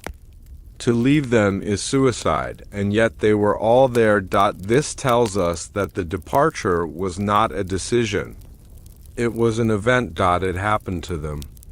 They did not do it. Imagine the level of control required to remove 115 people from a fort without knocking over a single chair. If it was a military raid, there would be signs of breach. If it was a panic, there would be signs of flight, but everything was upright. Everything was orderly. It is as if the people were simply edited out of the scene. There were witnesses to the event, but they could not speak. The animals. We know the colonists had dogs. Mastiffs and spaniels brought from England for hunting and protection. When John White returned, he found no dogs, but he also found no dog bones. Usually if a settlement starves, the dogs are eaten. It is a grim reality of survival. Or if the people leave, the dogs follow. But if the dogs had followed 115 people through the woods, they would have barked. They would have chased squirrels. They would have left paw prints. The complete absence of the animals suggests that they were taken too. Whatever frequency or fog rolled over that island, it did not discriminate between man and beast. It took biological life. It swept the board clean. Consider the birds early. Explorers noted that Roanoke was a deafening place filled with the calls of gulls and herons, but later visitors noted a silence around the fort. It is possible that the event created a residual field, a static charge that animals can sense. Even today, hunters in the area report that their dogs will sometimes refuse to enter certain parts of the woods. The dogs will whine and tuck their tails and stare at empty space. They are sensing the echo of the event. They are sensing the hole in reality where 115 souls used to be. Work is the rhythm of a colony. It never stops. There is always wood to chop, water to fetch, walls to repair. The state of the settlement revealed a community in the middle of its daily rhythm.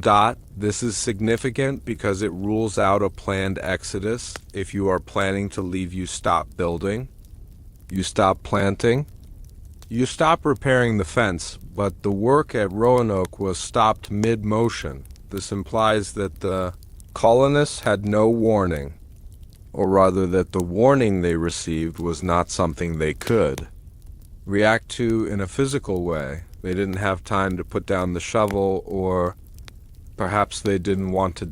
As we discussed in the previous chapters, the trance state induced by the starvation and the anomaly might have kept them working until the very last second. They were like automatons, repeating the motions of life without the spark, chopping wood, carrying water, staring at the fog. And then click, the switch was thrown. The energy that was animating them was Withdrawn. The shovel dropped from the hand, not because of fear, but because the hand was no longer there to hold it. The body dissolved, leaving the tool to fall to the earth. Gravity is the only thing that remained faithful. Let us look deeper into the psychology of a crowd. 115 people. In any group of that size, there are dissenters. There are people who argue. There are people who are slow. There are people who are brave and people who are cowards. If a command was given to walk into the fog, surely someone would have screamed. Surely someone would have run the other way. A mother would have tried to hide her child under the bed. A soldier would have fired his weapon at the mist. The lack of chaos is the most unnatural element of the story. It implies a total override of free will. It implies that the 115 individual minds had been synchronized. They were not acting as individuals anymore. They were acting as a school of fish. When a school of fish turns together instantaneously. There is no meeting. There is no discussion. There's only the signal. The colonists of Roanoke had become a hive mind. This explains why there was no struggle. You do not struggle against yourself. If the hive decides to leave, the hive leaves. The dinner left on the table was not abandoned in panic. It was simply no longer necessary. The fuel they needed was no longer food.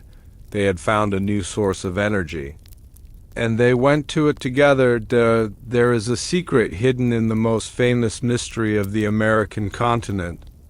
Every schoolchild learns the story. They learn that the lost colonists of Roanoke left a single cryptic clue carved into a wooden post. The word Croatoan. We are told this word is a mystery. We are told it is a riddle without an answer, but this is a deception. The word itself was not the message.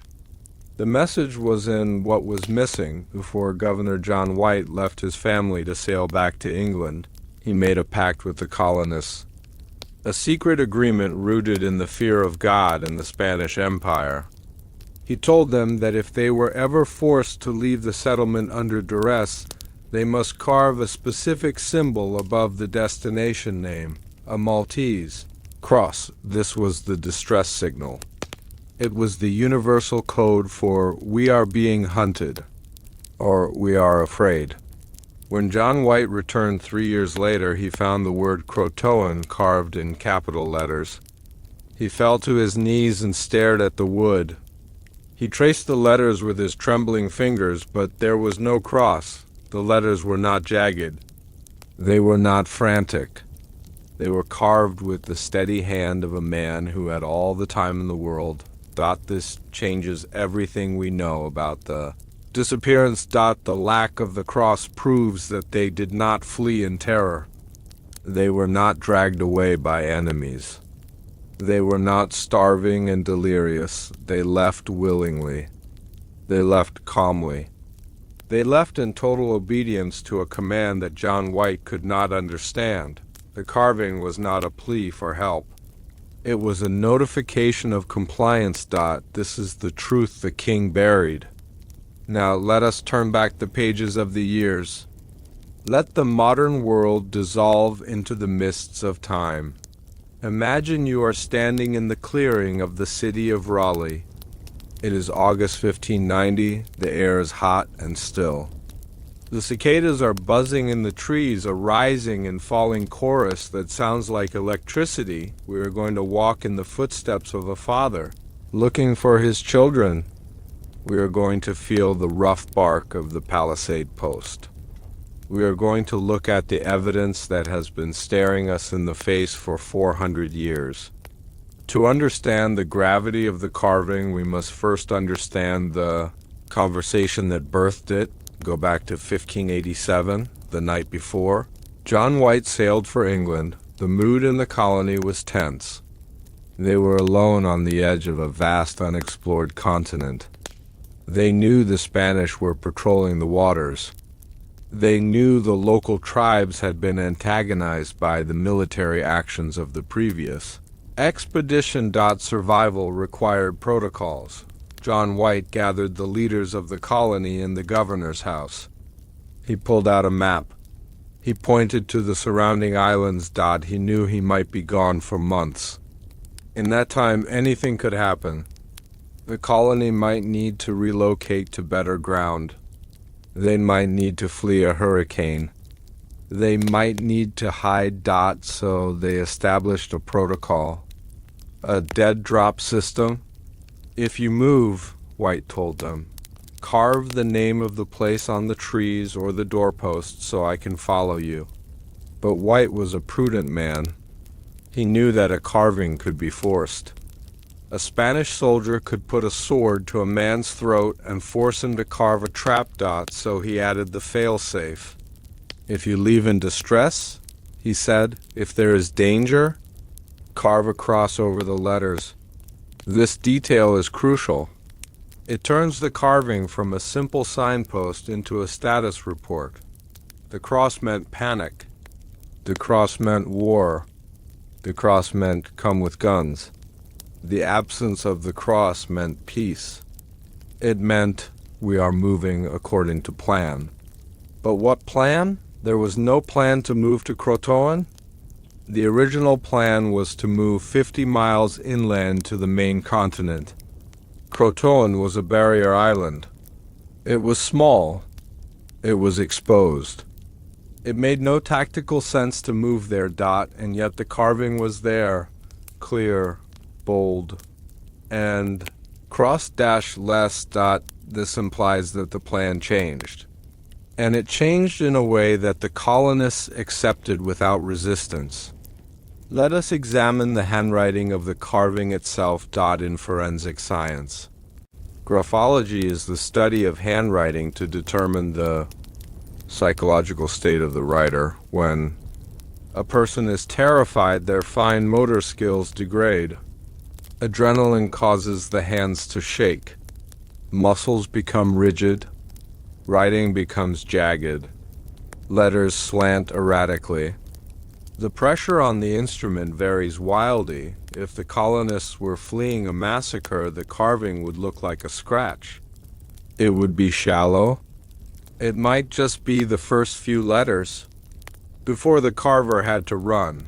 But look at the sketches. John White made of the tree. The letters were described as fair Roman letters. Fair in Elizabethan English means beautiful, clear, legible.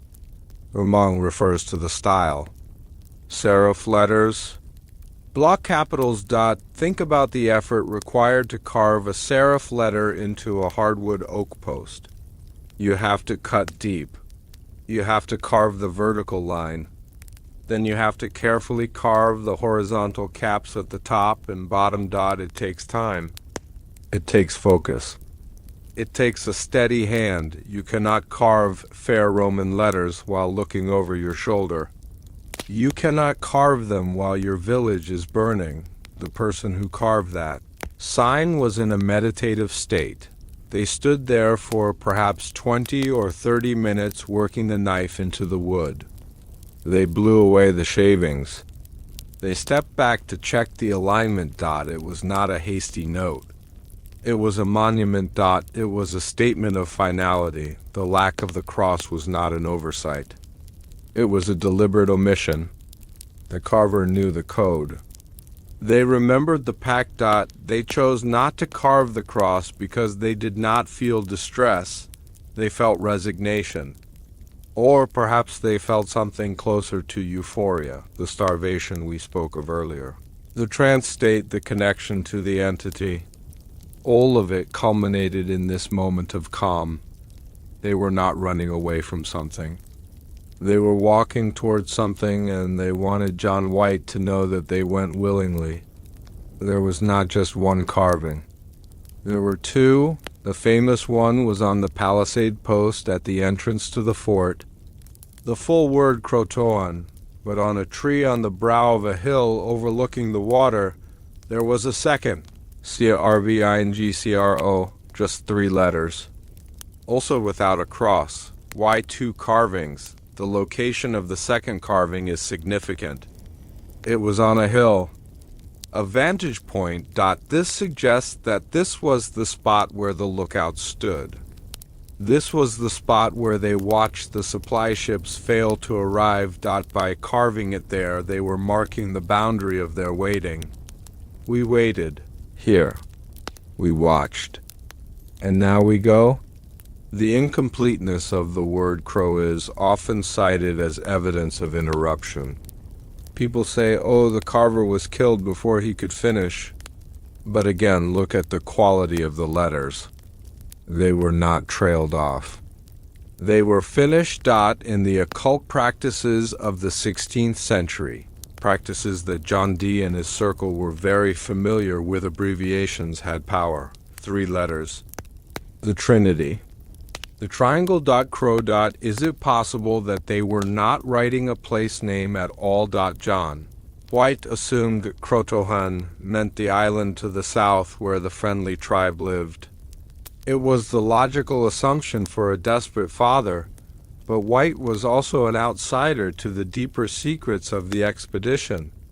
He was the artist, not the alchemist. What if Croatoan was not a coordinate on a map, but a name in a registry? The indigenous peoples of the region believed that names had power. To name a thing was to invoke it. If the entity that consumed the colony had a name, perhaps, they were carving it on the walls of their former home as an offering. A dedication. This place now belongs to Croatoan. Like writing a name in a book to claim ownership, the lack of the cross supports this. You do not ask for rescue when you have been claimed by a god. You accept your new status? We must look at the reaction of John White himself. When he saw the letters, his journal describes a strange mix of emotions. He was relieved. I was greatly joyed that I had found a certain token of their safe being at Croatoan. Safe being, he clung to the lack of the cross like a drowning man clinging to driftwood. They didn't carve the cross, he told his men. That means they are safe. That means they are just down the coast. But deep down he must have known it was a lie. He knew the logistics. He knew they didn't have the boats to move 115 people and all their supplies to Croatoan Island. The water was too shallow for the ships and too rough for the small boats to make that many trips without being seen. And yet he forced himself to believe the message. This is the power of the carving. It was designed to pacify. It was a lure. Come find us. We are safe. We are waiting. It pulled John White in. It made him desperate to sail to Croatoan. But the island had other plans. As soon as they decided to sail for Croatoan, the weather turned. The blue sky turned black. A hurricane, one of the worst recorded in the 16th century, slammed into the coast. Cables snapped. Anchors were lost. 7 sailors were killed. When the capstan broke, the ocean itself rose up to stop him from going to Croatoan. Why? If the colonists were really there safe and sound, why would the Protestant wind, the same wind that saved England, prevent a rescue? Because they were not on Croatoan. The carving was a misdirection, a wild goose chase. If White had gone inland, if he had walked into the deep forest, he might have found the truth. He might have found the twisted trees and the scorched earth, but the carving pointed him to the sea. It pointed him away from the harvest site.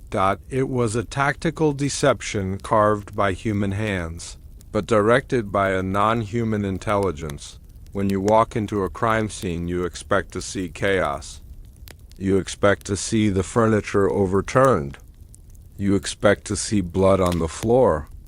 You expect to see the shattered glass of a struggle. Violence is messy. War is messy, but when Governor John White walked back into the city of Raleigh in August of 1590. He did not find a crime scene. He found a stage that had been struck after the performance was over. The houses were not burned. There was no ash. There were no charred timbers. Instead, the houses were gone, but they weren't destroyed. They were dismantled. The evidence shows that the heavy wooden beams of the cottages had been unpinned. The pegs had been removed. The structures had been taken down, piece by piece, with a terrifying level of patience and care. This is the detail that the history books gloss over. To burn a village takes an hour. To dismantle a village takes days. It implies that the colonists were not fleeing for their lives. You do not carefully disassemble your roof while men are shooting at you with arrows. The dismantling of the fort suggests a systematic, deliberate erasure. It suggests that the people who left did not just want to escape. They wanted to remove every trace that they had ever existed in that place. They were not victims. They were participants in a ritual of unmaking. This is the truth the king buried. Now let us turn back the pages of the years. Let the noise of the modern world fade into the background. It is high noon on Roanoke Island. The year is 1590. The heat is blistering. The air is thick with humidity and the buzz of insects. We are standing at the shoulder of John White. He is an old man now. His face is lined with worry. He has spent 3 years trying to cross the ocean to get back to this spot. His boots sink into the soft sand. His heart is pounding against his ribs. Walk with him. Feel the sweat on your brow. Feel the dread tightening in your chest. We are about to step through the breach in the wall and see what lies on the other side of silence. The first thing John White noticed was the wall, the palisade. This was a heavy defensive wall made of tree, trunks sharpened at the top. It was designed to keep enemies out. When he left in 1587, the wall was just a simple perimeter.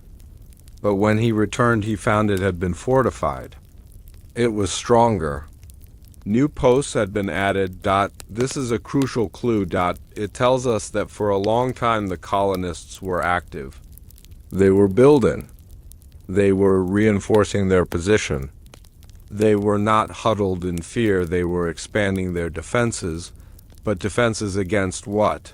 The wall was intact. There were no holes blasted through it. No axe marks on the timber. Whatever took them did not come from the outside. John White and his men walked through the entrance. They expected to see the village square. They expected to see the governor's house. They expected to see the chapel. What they found was a flat, open space. The ground was overgrown with weeds and tall grass. Melon vines curled across the dirt like green snakes, but the buildings were missing. Let us pause and consider. The physics of a house in the 16th century. These were not tents. These were timber-framed wattle and daub structures. They had heavy oak beams. They had thatched roofs. To make a house vanish, you have to work at it. If they had been destroyed by a hurricane, there would be debris everywhere. Splintered wood. Debris scattered for miles. If they had been burned, there would be scorch marks on the earth, but the site was clean. John White wrote in his journal that the houses were taken down. He used the word down. Specifically, this implies a reverse engineering of the settlement. Imagine the mindset required to do this. You are starving. You are isolated. You are supposedly terrified of the natives. And yet you take the time to pull the nails out of the wood.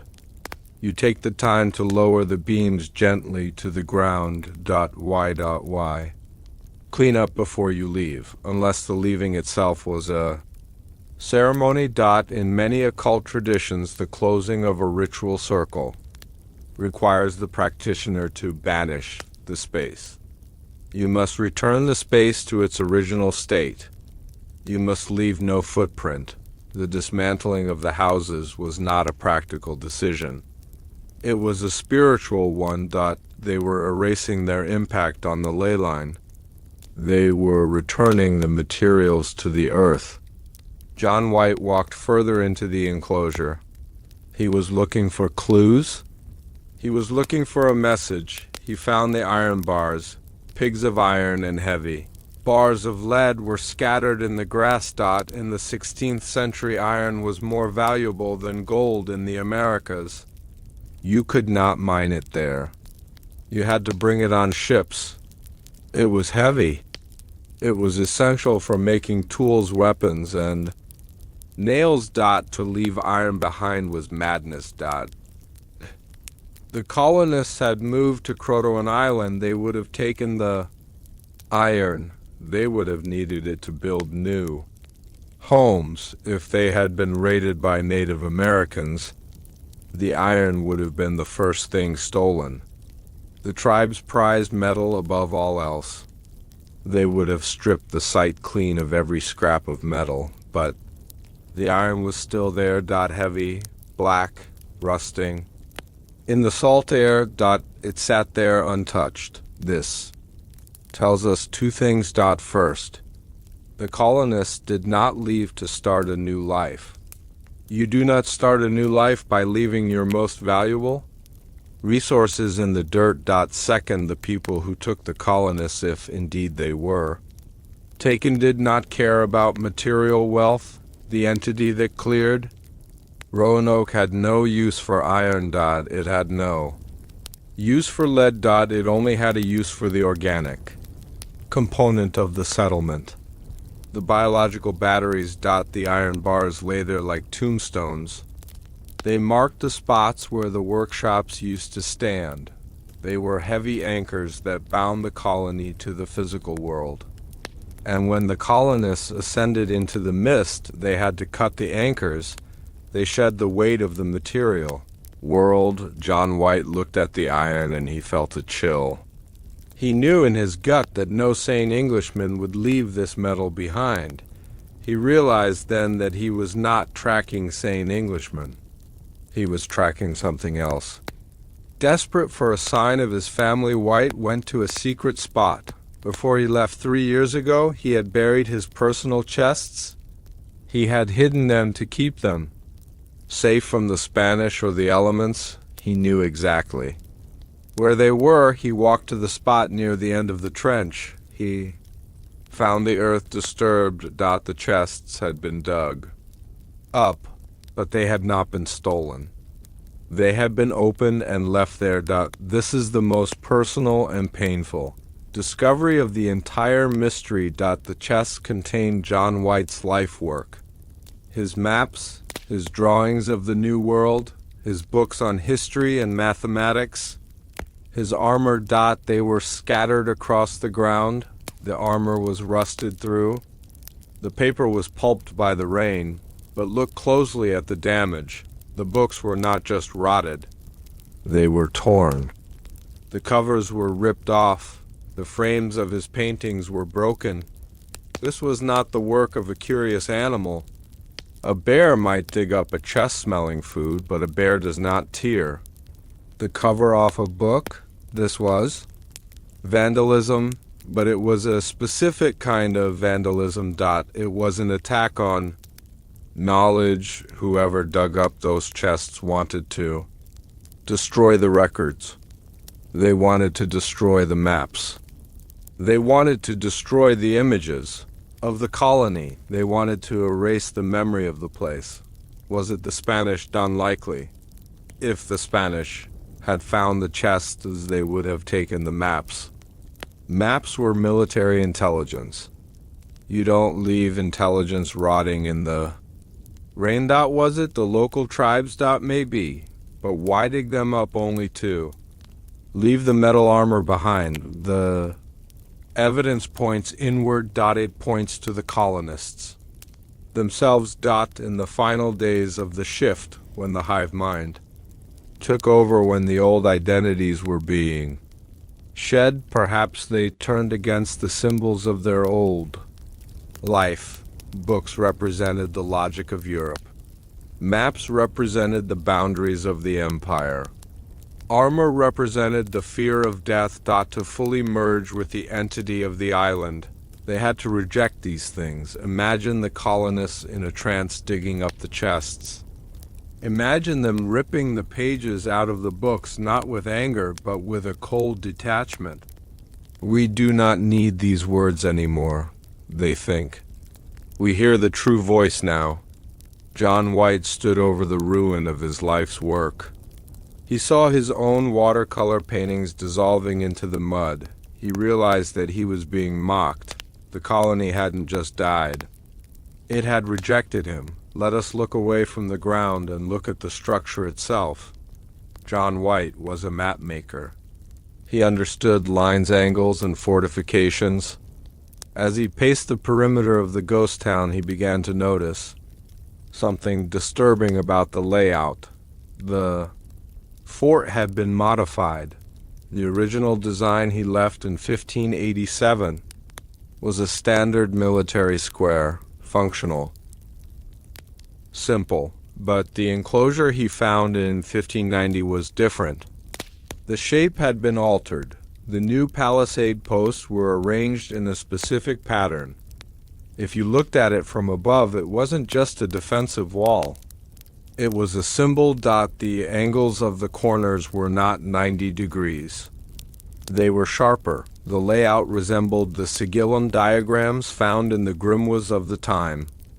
The books of summoning. This suggests that in their final months, the colonists were not building to keep people out. They were building a container. They were turning the entire settlement into a resonator. Think of the energy required to build this. They had no horses. They had no oxen. They dragged these massive tree trunks by hand. They dug the deep holes in the sandy soil. They did this while they were starving. This level of physical exertion contradicts the idea of a dying colony. Dying people do not rebuild their walls into sacred geometry. They were preparing the stage. John White walked the perimeter, running his hand along the wood. He found no carvings on the new posts other than the famous Croatoan, but he found something else. Silence. We spoke of the lack of badas, but we must emphasize the lack of trash. Archaeologists know that humans are messy. We leave behind broken pottery. We leave behind animal bones. We leave behind ash pits. The site at Roanoke was swept clean. It was sterile. This is the stage set theory. It looked as if someone had come in and tidied up. Who cleans a fort before abandoning it? If you are moving to Croatoan, you pack your bags and leave. You don't sweep the floor unless you expect someone to follow you, unless you want to hide the evidence of what you were doing. The cleanliness of the site suggests a cover-up, not by the government, but by the colonists themselves. They destroyed the evidence of their transformation. They buried the strange idols they might have made.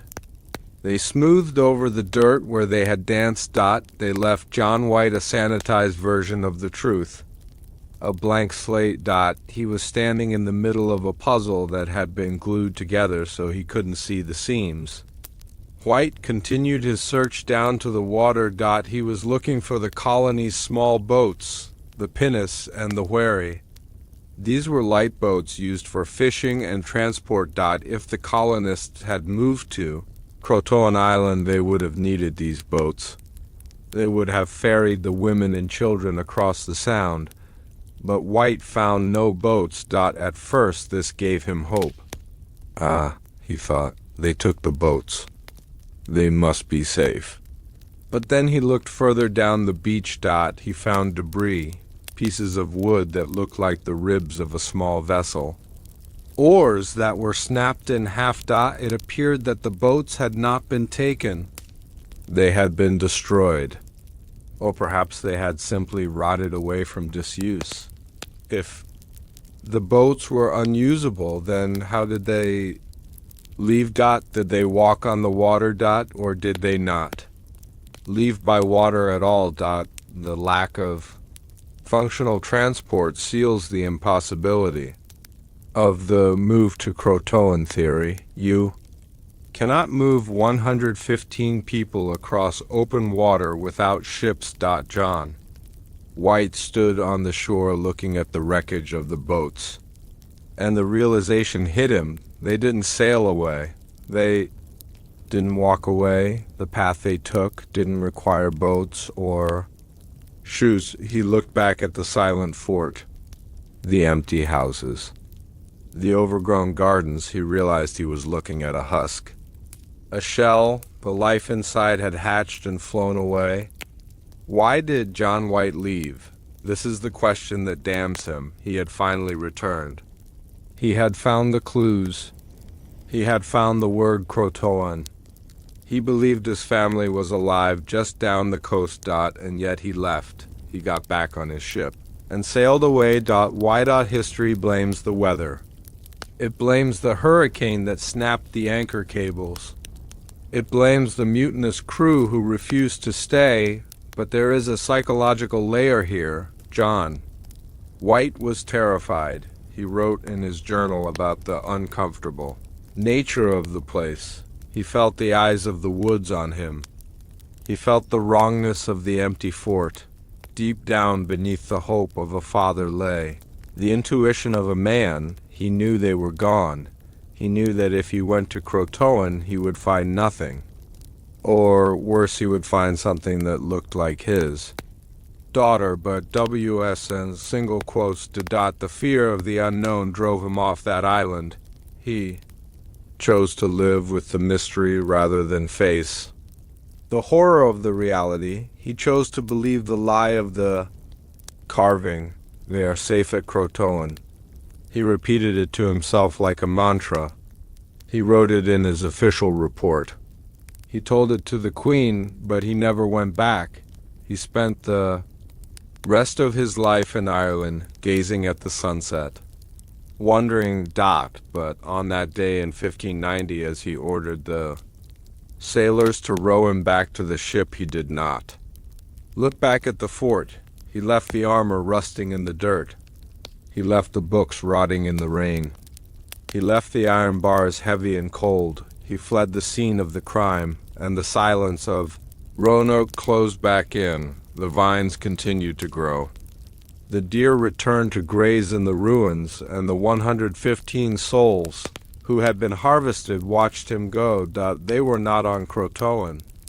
They were right there, standing in the tree line, invisible, vibrationally shifted, watching their father leave them behind. And so the fort was left to the elements.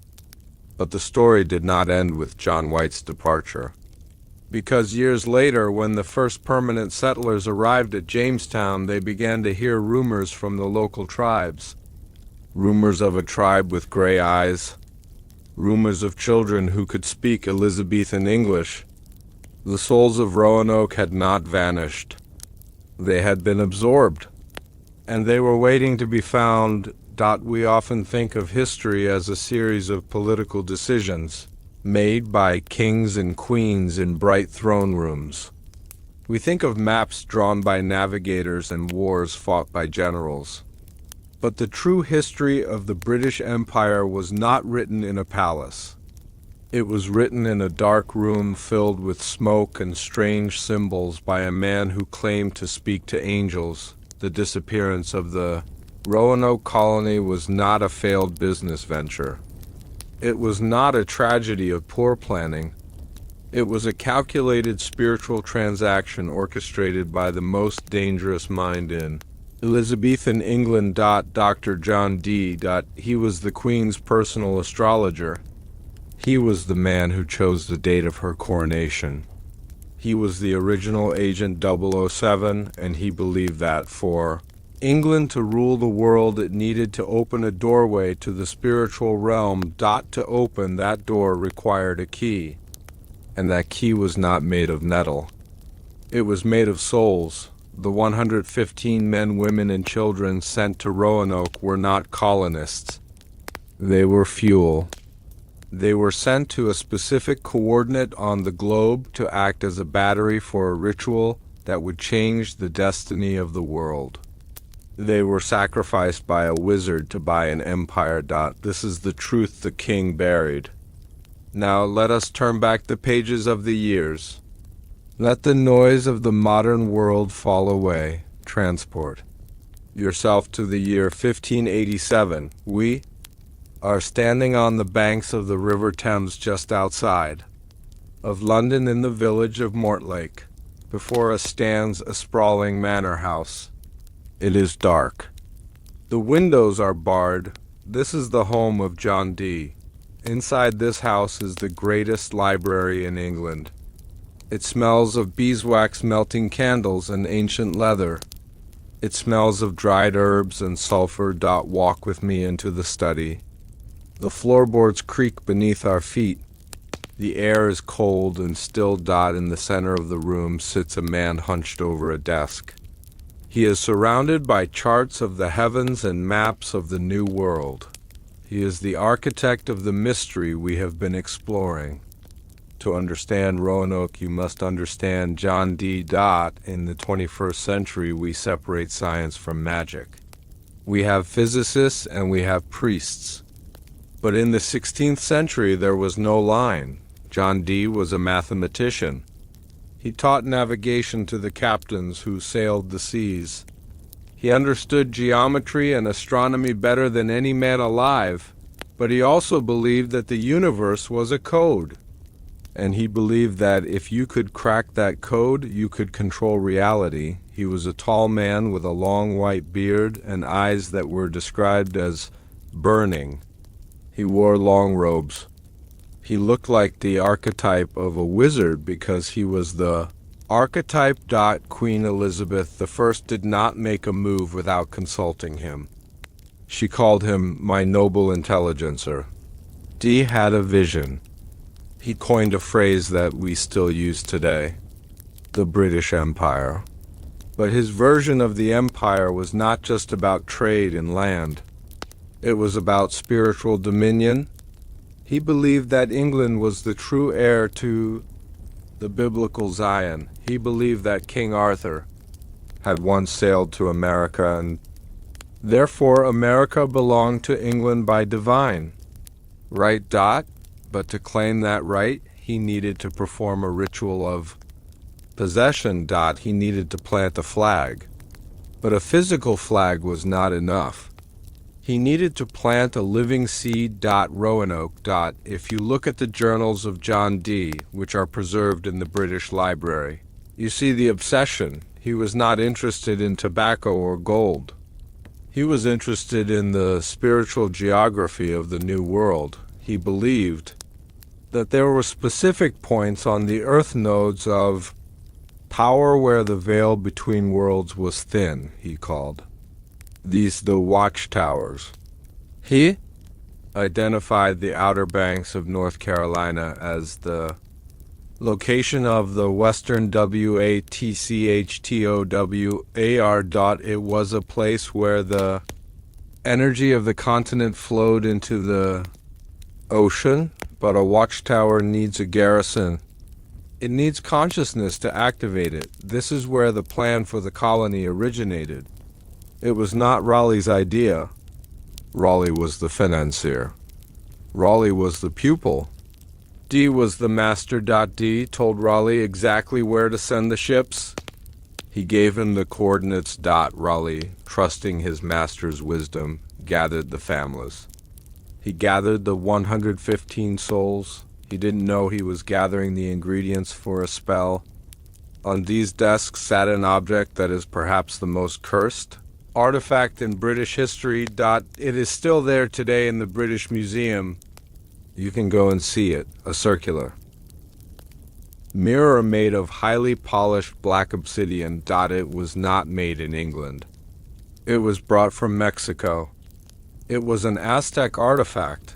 The Aztecs used these mirrors for divination. They were associated with the god Tezcatlipoca, whose name means smoking mirror. He was a god of night sorcery and sacrifice. John Dee did not know he was channeling an Aztec god. He thought he was speaking to Christian angels. He would stare into the black glass for hours. He would enter a trance state, and he claimed that beings appeared in the mirror. He called them angels. But their names were strange. Madimi, Uriel, Nalvij, they dictated books to him. They gave him a complex language called Enochian, and they gave him instructions. The angels were very interested in the colonization of North America. They told Dee that he must establish a presence in the West to balance the forces of the East. They told him that the time of the harvest was approaching. Think about the implications of this. The instructions for the Roanoke colony came from a black mirror used by Aztec priests to demand blood sacrifice. Dee believed he was doing God's work. But was he, or was he being manipulated by an entity that was hungry? The Aztecs believed that the gods needed to be fed with human energy to keep the sun moving in the sky. Dee's angels told him that the British Empire needed to be fed to rise. The correlation is terrified. The mirror sat in Mortlake, absorbing the light of the candle, while Dee scribbled down the coordinates of Roanoke, latitude 35 degrees north. He traced the line across the Atlantic.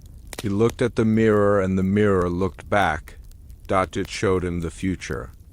It showed him a world ruled by Britannia, but it didn't show him the price. Or perhaps it did, and he was willing to pay it. Let us look at the map again. To a sailor, a map is a tool to avoid rocks. To John Dee, a map was a talisman. He believed in sacred geometry.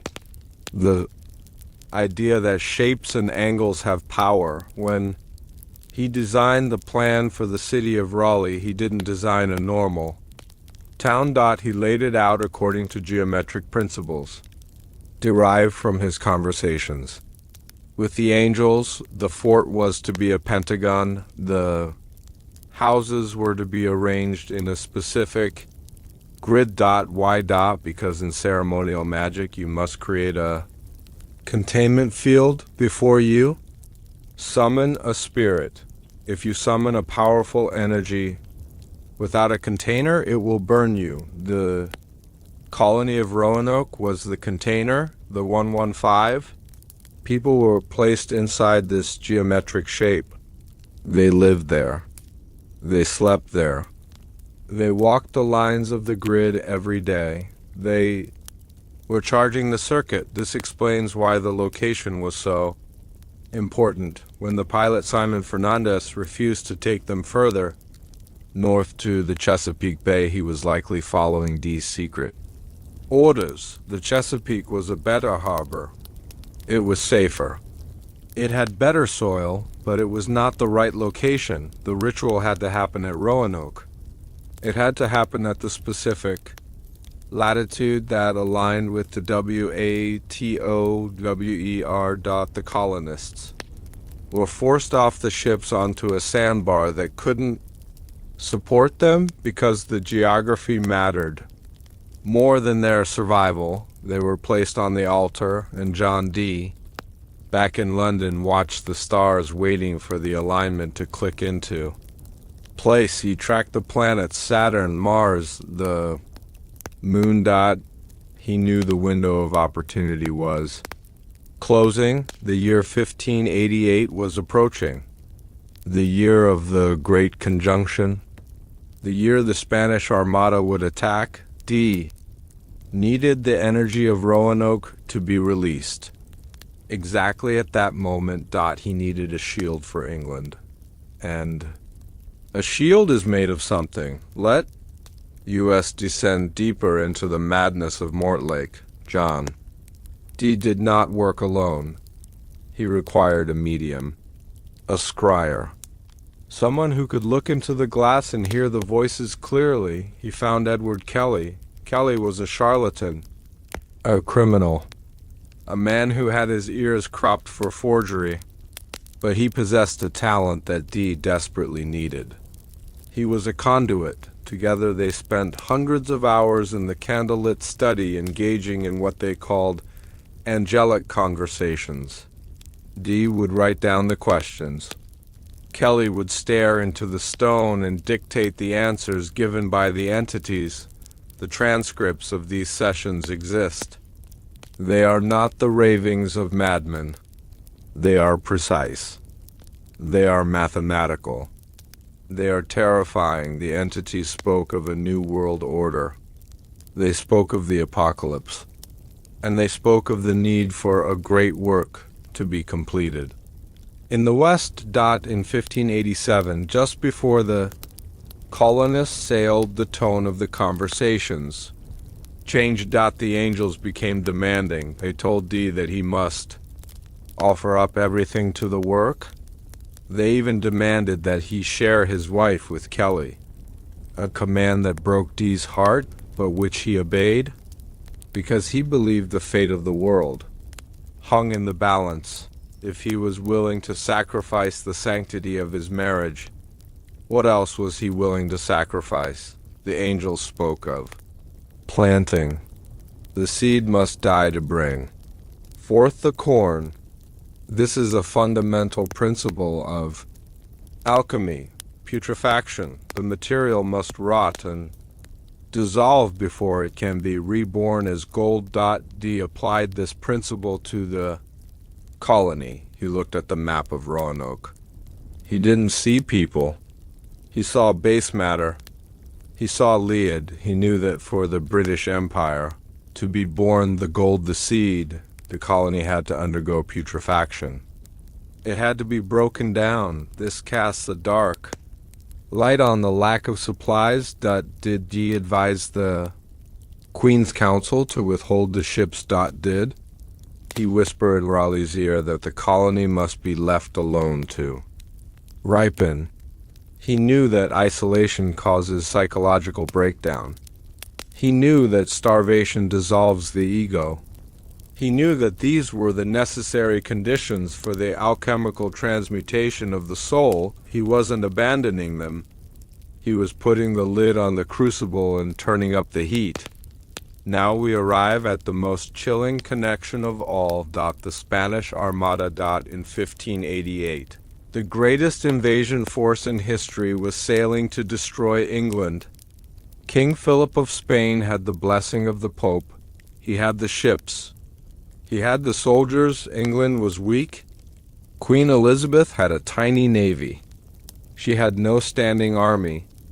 By all rights, England should have been crushed. John Dee knew this. He told the Queen, "Fear not. The elements shall fight for us." How did he know? Because he had arranged a payment. The timeline is exact. The colony of Roanoke vanished in early 1588. The harvest was collected. The 115 souls walked into the fog and were converted into energy. Months later, the Spanish Armada arrived in the English Channel. And then the wind changed. A storm of biblical proportions rose up. It was a freak weather event. It defied the meteorological patterns of the season. It smashed the Spanish ships. It drove them onto the rocks of Scotland and Ireland. It decimated the enemy without the English Navy having to fire a shot. They called it the Protestant wind, but John Dee knew what it really was. It was the release of the energy stored in the Western Watchtower. The colony was the battery. The ritual at Roanoke charged it. And when the moment of crisis came, Dee discharged it. He traded 115 lives. For the safety of the nation. It is the ultimate trolley problem. Would you kill a small village to save a kingdom? Dee made his choice. He sat in his library at Mortlake watching the storm clouds gather over London, and he knew that his spell had worked. He had summoned the wind, but he also knew that the wind had a cost. Victory has a price. After 1588, John Dee's life began to fall apart. The queen, who had relied on him so heavily, began to distance herself. The court turned against him. They called him a conjurer, a necromancer. A mob attacked his house at Mortlake. They broke into his library. They burned his books. They destroyed his laboratory. Why? Perhaps the public sensed the darkness that clung to him, or perhaps the entities he had dealt with were done with him. He had served his purpose.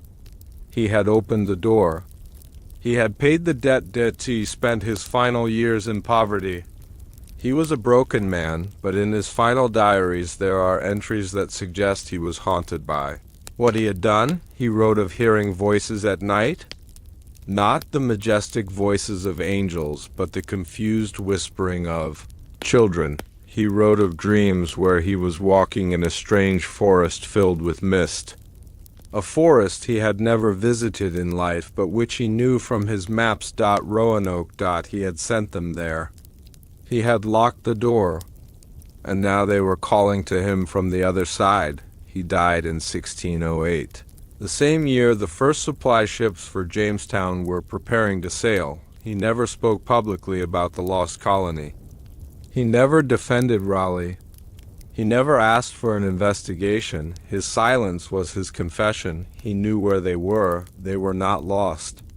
They were spent. Let us descend deeper into the madness of Mortlake. John Dee did not work alone. He required a medium, a scryer, someone who could look into the glass and hear the voices clearly. He found Edward Kelly. Kelly was a charlatan, a criminal, a man who had his ears cropped for forgery, but he possessed a talent that Dee desperately needed. He was a conduit. Together they spent hundreds of hours in the candlelit study, engaging in what they called angelic conversations. Dee would write down the questions. Kelly would stare into the stone and dictate the answers given by the entities. The transcripts of these sessions exist. They are not the ravings of madmen. They are precise. They are mathematical. They are terrifying. The entities spoke of a new world order. They spoke of the apocalypse. And they spoke of the need for a great work to be completed. In the West. In 1587, just before the colonists sailed, the tone of the conversations changed. The angels became demanding. They told Dee that he must offer up everything to the work.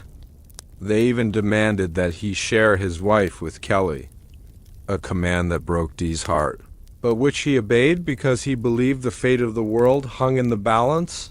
If he was willing to sacrifice the sanctity of his marriage, what else was he willing to sacrifice? The angels spoke of planting.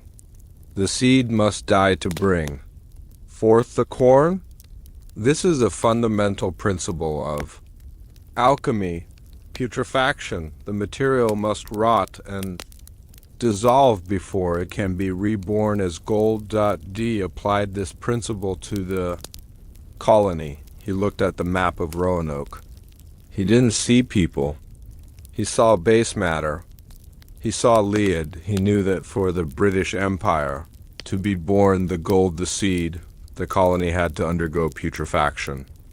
It had to be broken down. This casts a dark light on the lack of supplies. Did Dee advise the Queen's Council to withhold the ships? Did he whisper in Raleigh's ear that the colony must be left alone to ripen?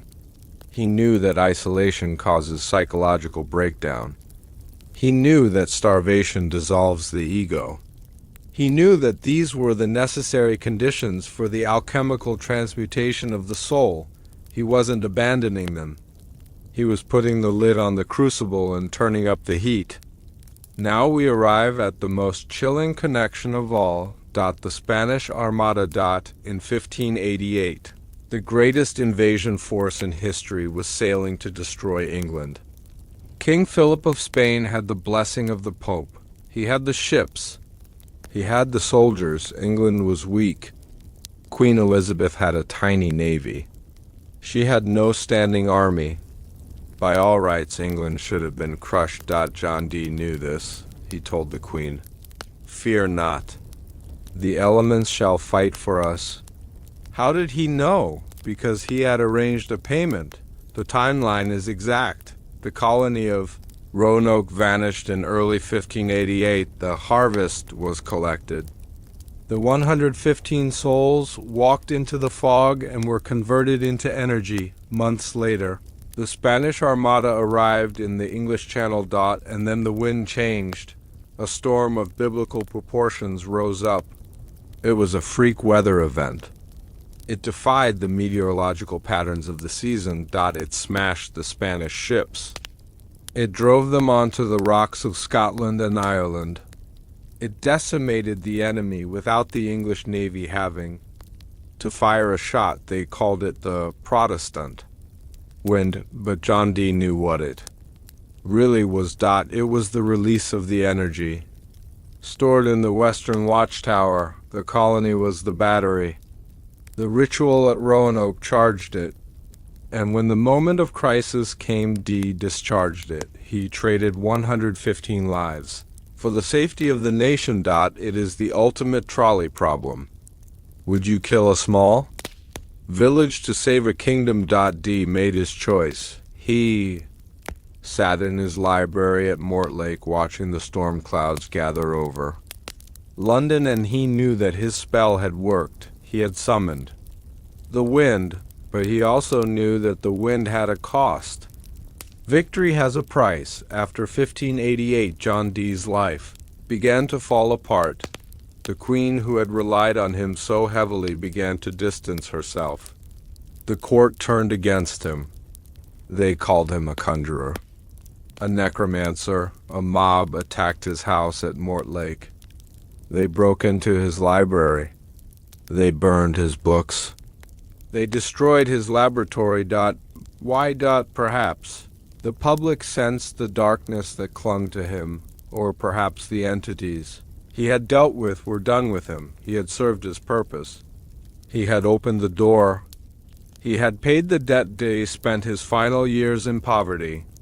He was a broken man, but in his final diaries there are entries that suggest he was haunted by what he had done. He wrote of hearing voices at night.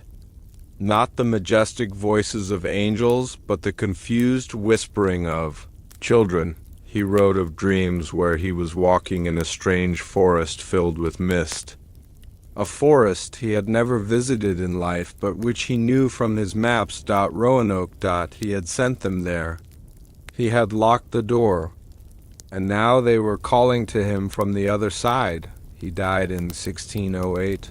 The same year the first supply ships for Jamestown were preparing to sail.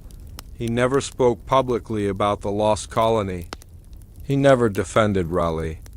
He never asked for an investigation. His silence was his confession. He knew where they were. They were not lost. They were spent. To prove the theory of the ritual, we must look at what happened next. In business, when a payment is made, the goods are delivered. Roanoke was the payment. The year was 1588. The cost was 115 souls for 19 years. The coast of North America remained silent. The English did not return. They let the land rest. They let the energy settle. Then, in 1607, they returned. They established Jamestown, just a short distance north of the Roanoke site. And Jamestown survived. It struggled, yes. There was starvation. There was disease. But it did not vanish. It took root. It grew. It became the seed of the United States of America.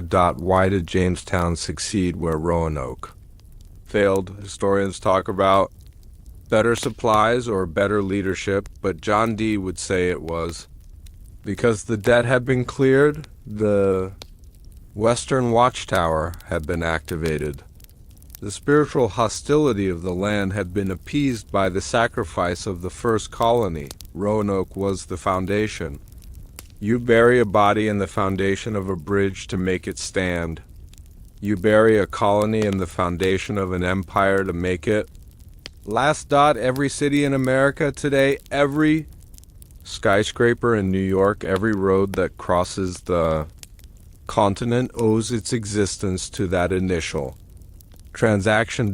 We are living in the house that John Dee built, and the mortar of that house is mixed with the dust of the 115.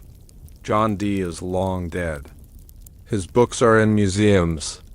His obsidian mirror sits behind glass, visited by tourists who take pictures with their phones, but the machine he switched on is still running. The coordinates of Roanoke, 35 degrees. North remain a place of high strangeness. The Outer Banks are known as the graveyard of the Atlantic. More than 5,000 ships have sunk in those waters. It is a place where magnetic compasses often fail. It is a place where pilots report time distortions. Is this a natural phenomenon? Or is it the residual hum of the watchtower? When you create a battery, it holds a charge. The ritual of 1588 opened a hole in reality.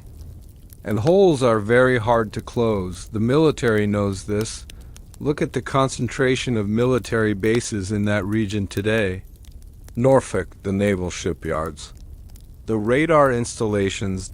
They cluster around the same ley line that Dee identified. They are sitting on the power source. And what of the colonists? If matter cannot be destroyed, only changed, then they are still there. They are the static on the radio. They are the sudden cold spots in the warm summer air. They are the feeling you get when you walk alone in the woods and the hair on the back of your neck stands up. They were not allowed to die. To die is to leave. They were commanded to stay, to hold the door open, to act as the eternal garrison of the British Empire's claim on the New World. They are the ghosts in the machine of history. So when you hear the story of the Lost Colony, do not think of it as a mystery. Think of it as a receipt. Sir Walter Raleigh paid the money. John Dee did the math. Queen Elizabeth reaped the reward, and the 115 men, women, and children paid the price. They are the silent partners in our history. They are the ones who were asked to walk into the fog so that we could walk in the sun. We call them lost because it makes us feel better. It implies that we could find them if we just looked hard enough. But we know where they are. They are exactly where they were ordered to be, suspended in the amber of a ritual that never ended. So tonight as you drift toward sleep, remember the astrologer in his tower. Remember the mirror made of black stone. And remember that the wind that rattles your window is the same wind that blew through the empty fort of Roanoke. It is a wind that carries the names of the forgotten. And if you listen closely, if you listen with the ear of ASCRYER. You can still hear them answering the roll call. Present. Present. Present. But the British Empire was not the only power to use occult rituals to secure its dominance. Across the Channel in France, the son, King Louis XIV, was building a palace at Versailles that was not just a home, but a solar temple designed to channel the power of the sun itself. And hidden within the walls of that golden cage was a prisoner whose face no one was allowed to see, a prisoner who held a secret that could shatter the monarchy. When a crime is committed, the cover-up is often more revealing than the act itself. In 1590, John White returned to England with the news that the colony of Roanoke was gone. 115 subjects of the Queen had vanished from the face of the earth. In a normal nation, this news would have triggered a crisis. There would have been inquiries. There would have been a massive rescue fleet launched immediately. The church would have demanded answers. The families of the missing would have rioted in the streets, demanding justice. But in Elizabethan England there was only silence. The reaction of the royal court was not shock. It was a terrifyingly calm acceptance. Sir Walter Raleigh did not weep for the families he had sent to their doom. Queen Elizabeth did not rage against the failure of her colony. Instead, they went to work. Not to find the lost colonists, but to bury their memory. Maps were immediately redrawn. The coastline of Virginia was altered in official documents to make the area look inaccessible and dangerous. Sailors who had been on the voyage were paid large sums of gold to never speak of what they saw. The narrative was shifted overnight from abandonment to mystery. They created the legend of the lost colony to hide the reality of the sold colony. They knew exactly where the people were. They knew exactly why they couldn't come back. And they decided that the stability of the empire was worth more than the truth. This is the truth the king buried. Now let us turn back the pages of the years. Let us leave the wild woods of America and return to the stone corridors of power. It is the winter of 1590. We are in London. The air is thick with coal smoke and fog. The River Thames is frozen near the banks. We are walking down the hallway of Hampton Court Palace. The walls are hung with heavy tapestries that absorb the sound of our footsteps. Whispers echo in the alcoves. Men in velvet doublets hurry past clutching leather satchels. Their faces are pale. Their eyes are guarded. We are going to enter the Star Chamber. The secret court where the real decisions of the empire are made. Breathe in the scent of lavender and rot. The scent of a government trying to wash the blood off its hands. Sir Walter Raleigh is the key witness. He was the man responsible for those lives. He was the man who promised them paradise. When the news of the disappearance reached him, his reaction was calculated. He did not rush to the Queen to beg for a relief expedition. He did not sell his estates to fund a rescue. Instead, he went to his estates in Ireland. He distanced himself from the court. Because Raleigh knew the harvest had been successful. He had received the report from John White, the lack of the cross, the dismantled houses, the buried chests. To Raleigh, this was not a tragedy. It was a receipt of delivery. He knew that if he drew too much attention to Roanoke, people would start asking questions about the School of Night. They would ask about John Dee. They would ask about the true purpose of the expedition. So he adopted a strategy of silence. He allowed John White to publish a sanitized version of his journal. He allowed the story of Croatoan to circulate because it gave people false hope. It made them think the colonists were safe with friendly natives. It was a distraction. While the public debated the meaning of the carving, Raleigh was quietly liquidating the assets of the City of Raleigh Company. He was closing the account. There is a letter written by Raleigh years later where he mentions the wretched souls of Virginia, but he speaks of them in the past tense. Even when the public still hoped they were alive, Raleigh knew they were gone. He carried the weight of 115 ghosts, but he never cracked. He never confessed, because to confess would be to admit that the golden age of Elizabeth was built on a foundation of human sacrifice. The most physical evidence of the cover-up lies in the cartograph maps in the 16th century were state secrets. To share a map with a foreign power was treason. After the disappearance, the official maps of the Virginia coast began to change. Let us look at the famous La Virginia Pars map drawn by John White himself. It currently sits in the British Museum. For centuries people looked at this map and saw nothing unusual, but in 2012 researchers at the British Museum used modern imaging technology to look beneath the surface of the map. They found a patch, a small piece of paper had been pasted over a specific section of the map. It was glued down so perfectly that it looked like part of the original drawing. For 400 years, no one knew what was under that patch. When they used X-ray imaging to look through the glue, they found a symbol, a fort located 50 miles inland at the confluence of the Chowan and Roanoke rivers. This is a smoking gun.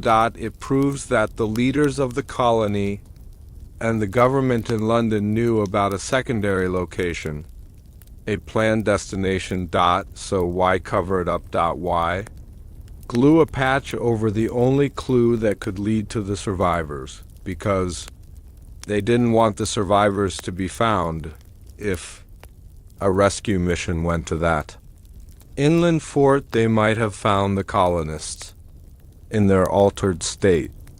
They might have found the evidence of the ritual. The patch on the map was an act of censorship. It was placed there likely by Raleigh or John Dee to seal the location. They literally pasted over the truth. This explains why John White never went inland. He was looking at a map that had been redacted. He was guided away from the truth by his own superiors. The patch on the map is not just a piece of paper. It is a tombstone. It marks the spot where the empire decided to forget. A secret is hard to keep when hundreds of sailors are involved.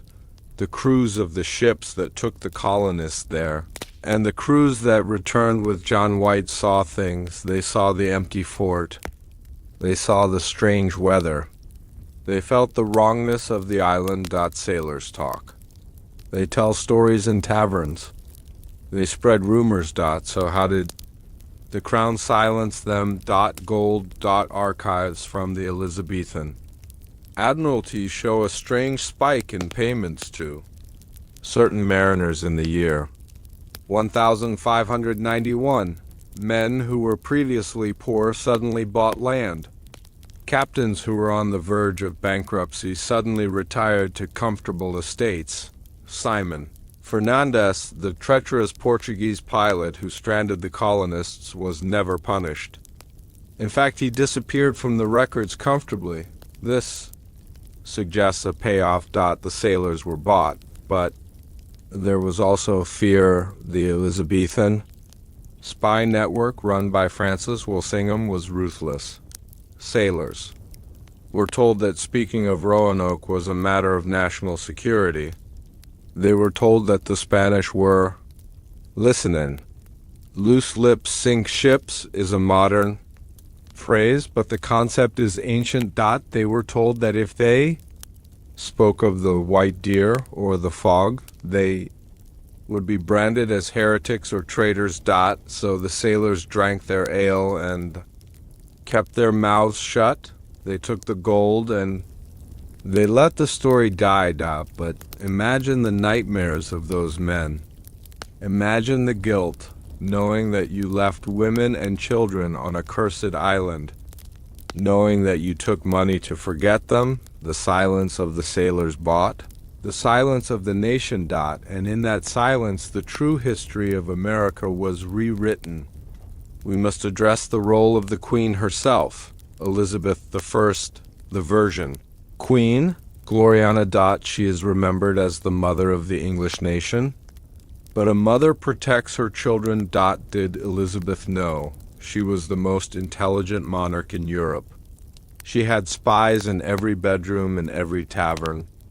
Nothing happened in her kingdom without her knowledge. It is impossible that she did not know the truth about Roanoke. John Dee was her closest confidant. He whispered in her ear daily. If Dee told her that the sacrifice of 115 people was necessary to defeat the Spanish Armada, would she have agreed? History tells us that Elizabeth was pragmatic. She executed her own cousin Mary, Queen of Scots, to secure her throne. She was not afraid of blood. The survival of England was her only religion. If the Western Watchtower required a garrison of souls, she would have signed the order. There are no letters from Elizabeth expressing grief over the lost colony. There are no public days of mourning. Her silence is the loudest sound in the archive. She accepted the transaction. She accepted the storm that destroyed the Spanish fleet as payment, and she washed her hands of the bill. This makes the tragedy of Roanoke not just a conspiracy of a few occultists, but a state-sponsored act. The crown itself is stained. This is why the cover-up was so total. If the people knew that their queen had traded their lives for favorable, whether the monarchy would have collapsed. So the lie had to be maintained. The lie of the mystery. The most effective way to hide a conspiracy is to turn it into a ghost story. If you call it a crime, people demand justice. If you call it a mystery, people just wonder. The royal court began to circulate the narrative of the lost colony. They emphasized the romance of it, the tragedy. They focused on Virginia Dare, the innocent baby. They focused on the carving on the tree. They turned the brutal reality of the harvest into a bedtime story. This was a psychological operation. By encouraging the public to speculate about Croatoan, they distracted them from looking at London. They pointed the finger at the natives. They pointed the finger at the Spanish. They pointed the finger at the devil. They pointed it anywhere but at themselves. Poets and playwrights began to write about Roanoke. It became a legend, and legends are soft. You cannot prosecute a legend. You cannot bring a legend to trial. The mystery was a shield. It protected Raleigh. It protected Dee. It protected the Queen. It allowed them to move on. They built Jamestown. They built Plymouth. They built an empire on top of the mystery, and the 115 souls were pushed down into the bedrock, becoming nothing more than a footnote in a history book. They disappeared. Two words that erase the horror of the truth. They didn't disappear. They were erased. Paper is dangerous. The cover-up involved a purging of the records. There are gaps in the Elizabethan state papers for the years 1587 to 1590. Letters are missing. Cargo manifests are missing. The logs of the ships that returned with John White are incomplete. This is not accidental. The bureaucracy of England was obsessive. They recorded every penny spent, every barrel of beer drunk, every nail used. For an entire colony's records to vanish requires a fire. We can imagine the scene. Sir Walter Raleigh or his agent standing before a fireplace feeding the journals of the colonists into the flames. Burning the letters the colonists had written to their families. Letters that might have mentioned the starvation. Letters that might have mentioned the strange behavior of the children. Letters that might have mentioned the fog. They burn the voices of the dead. This is why we have so little information today. We are looking at a history that has been lobotomized. We are trying to solve a puzzle where half the pieces were thrown in the fire 400 years ago, but ash leaves a stain. You cannot destroy everything. The patch on the map survived. The lack of the cross survived. The silence of the Queen survived.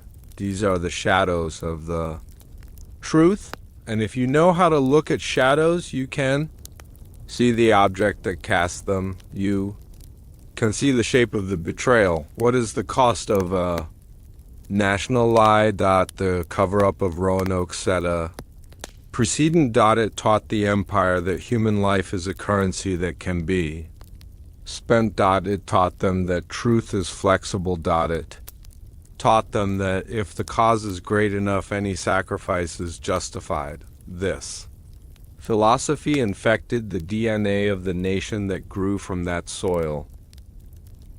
The manifest destiny that drove the expansion across America was fueled by the same occult belief that drove John Dee. The belief that the land was given to them by divine right, but the land was not given. It was bought, and the mortgage is still being paid. The lie of Roanoke created a psychic wound in the American consciousness, a fear of the woods, a fear of the unknown, a fear that if you step off the path you will be swallowed whole. This fear is the echo of the cover-up. It is the subconscious knowledge that we are living on land that was claimed by a ritual we do not understand. The king buried the truth, but he could not bury the energy. The energy is still there, waiting. Let U.S. look at what remains. In museums today, we look at the few artifacts labeled Roanoke, a shard of pottery, a rusted nail, a clay pipe. We look at them with curiosity, but we should look at them with horror. These are the only things that the crown allowed to survive. They are the crumbs left after the feast. The cover-up was so successful that for 400 years archaeologists were looking in the wrong place. They were digging on Roanoke Island, finding nothing because the map with the patch had been hidden in a vault. They were misdirected by a dead man. Sir Walter Raleigh reached out from the grave to keep them digging in the sand while the truth lay 50 miles inland under the patch. This is the power of a state secret. It can distort reality for centuries. It can make learned men chase ghosts while the bodies lie undisturbed in the mud. But the earth is vomiting up the truth. Now, the discovery of the patch in 2012 broke the spell. The cover-up is cracking. We are beginning to see the cracks in the royal court story, and as the light shines and we see the mechanism of the machine. We see the cold calculation, the indifference to suffering, the absolute certainty of the powerful that they own the lives of the weak. Raleigh was eventually beheaded, not for Roanoke, but for treason against the next King James I. Before he died, he asked to see the axe. He ran his thumb along the edge and said, "This is a sharp medicine, but it is a physician for all diseases." Did he think of Roanoke in that moment? Did he think of the 115 people he had abandoned? Did he welcome the axe as a release from the silence he had kept for 30 years? Raleigh died a hero in the eyes of history, a martyr, but he was also the warden of the prison. He kept the secret well. He took it to the block with him, but secrets have a half-life. They decay. The cover-up created a vacuum. And now, 400 years later, we are filling that vacuum with the truth. We are putting the pieces back together. The map, the silence, the money, the magic. It all forms a picture, not of a mystery, but of a transaction, a sale, signed by the Queen, sealed by John Dee, and delivered by Walter Raleigh. But the story does not end with the cover-up, because you cannot simply erase energy. The power that was raised at Roanoke did not just dissipate. It went somewhere. It went into the soil. It went into the foundations of the nation that followed. And if you look at the history of the British Empire after 1588, you will see that it rose with a speed that was almost due supernatural. The ghosts of Roanoke were not resting. They were working. There is a law in physics called the conservation of energy. It states that energy cannot be created or destroyed, only transferred. This law applies to engines. It applies to stars. And it applies to empires. The British Empire did not rise by accident. It did not conquer a quarter of the globe simply because it had better ships or braver men. It rose because a payment was made. A massive injection of spiritual capital was deposited into the bank of history in the year 1588. Look at the timeline. Before Roanoke, England was a second-rate power living in fear of Spain. After Roanoke, England became the unstoppable master of the oceans. The transformation was instant. It was supernatural. The 115 souls who vanished into the fog were not lost. They were invested. They became the ghost fuel for a machine that would grind the world under its wheels for 300 years. We walk on the ground they cleared. We speak the language they brought. We live in the reality they paid for. They are not gone. They are the invisible gears turning beneath the surface of our civilization. This is the truth the king buried. Now let us turn the final page. Let the heavy book of history close. The candle is burning low. The wax is dripping onto the table. The shadows in the room are long and soft. We have walked a long road together tonight. We have stood in the libraries of magicians. We have walked the decks of doomed ships. We have felt the hunger of the winter and the warmth of the unnatural fog. Now we stand at the end of the story. Let your body sink into the bed. Let your eyes close. We are going to drift above the timeline. We are going to see the big picture. The grand design. Listen to the sound of the wind outside. It is the same wind that blew through the empty palisades of the city of Raleigh. It has a story to tell you before you sleep. Coincidence is a comforting word. We use it to explain things that terrify us, but the timing of the Roanoke disappearance is too precise to be a coincidence. The colony vanished in the early months of 1588. The harvest was complete. In July of 1588. The Spanish Armada attacked. In August of 1588, the Protestant wind destroyed the Armada. The sequence is undeniable. Sacrifice, reaction, result. John Dee's calculations were correct.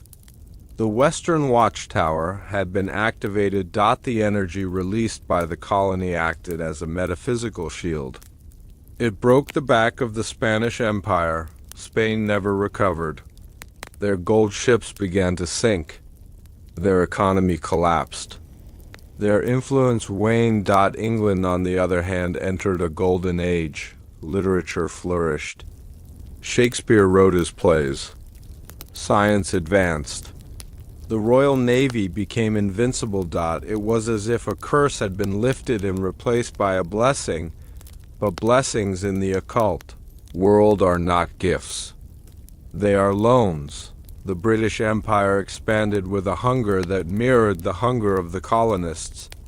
It consumed cultures. It consumed land. It consumed people. Was this the influence of the entity? Did the Wendigo spirit that took the colonists also take the crown? The empire became a predator. It moved across the map, devouring everything in its path, always looking west, always looking toward the sunset. The DNA of the Roanoke ritual was replicated in every colony that followed. Jamestown, Plymouth, Boston. They all struggled. They all faced starvation. But they survived because the door had already been forced open. The 115 souls were the battering ram. They took the blow so that those who followed could walk through unharmed. We often think of ghosts as scary things, pale figures in the night, chains rattling, but the ghosts of Roanoke are not like that. They are structural. They are the mortar between. The bricks of the nation. When you look at the United States today, you are looking at the legacy of that initial transaction. The mystery of the Lost Colony is part of the American identity. It is our founding myth. It teaches us that the woods are dangerous. It teaches us that nature is watching. It teaches us that people can simply vanish. This psychological imprint is what John Dee wanted. He wanted to create a nation that was spiritually bound to the land. And he succeeded. The souls of the colonists are still doing their job.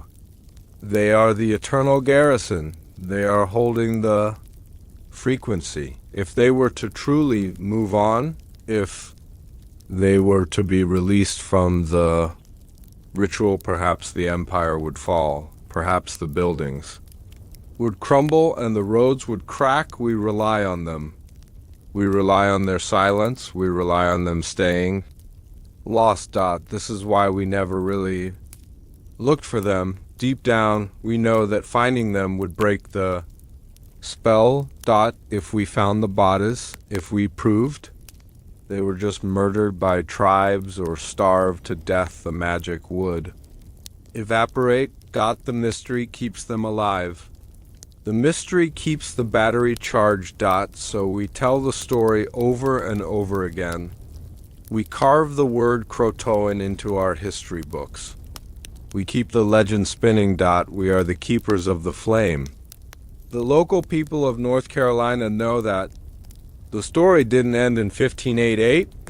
They tell a legend that has survived for 400 years. The legend of the white doe. They say that Virginia, there the first child born in the colony, did not die. Asterisk. They say she was transformed. Hunters in the deep woods of the Outer Banks have reported seeing a pure white deer, a doe of impossible beauty. It is said that she moves without making a sound, that she watches from the tree line with blue human eyes. They say that no bullet can harm her, that she is protected by the magic of the island.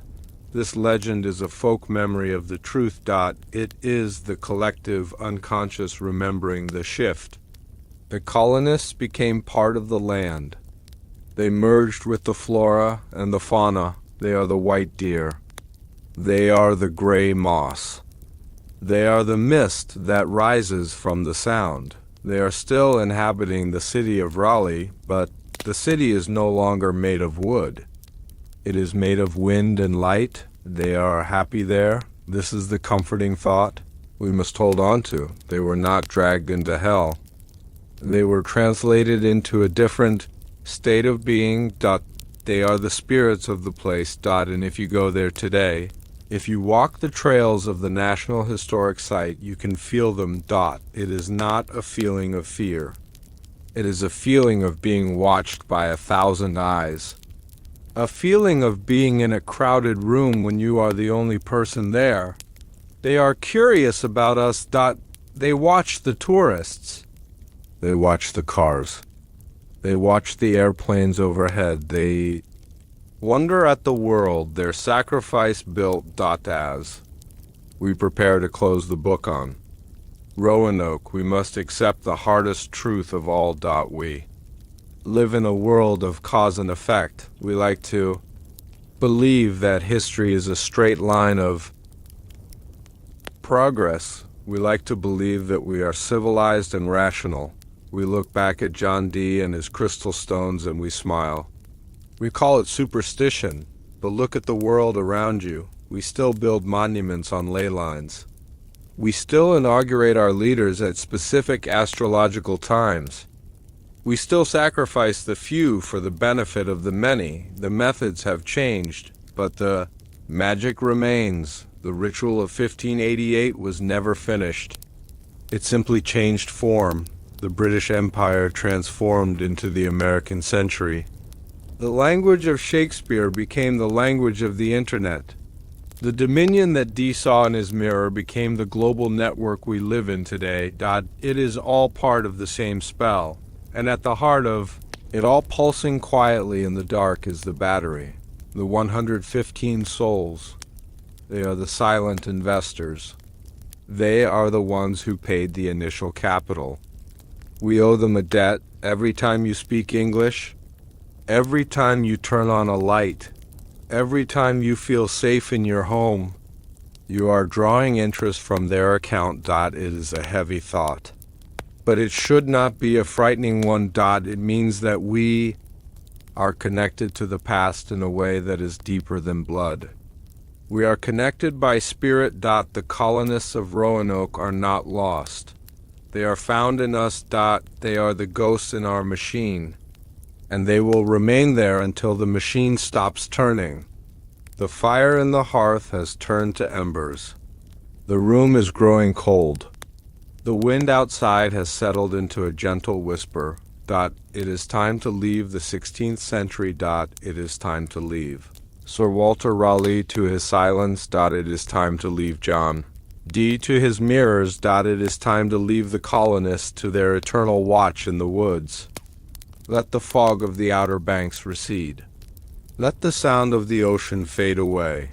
Bring your mind back to the present, back to the safety of your room, back to the warmth of your bed. You have heard the truth. You have looked behind the curtain of history.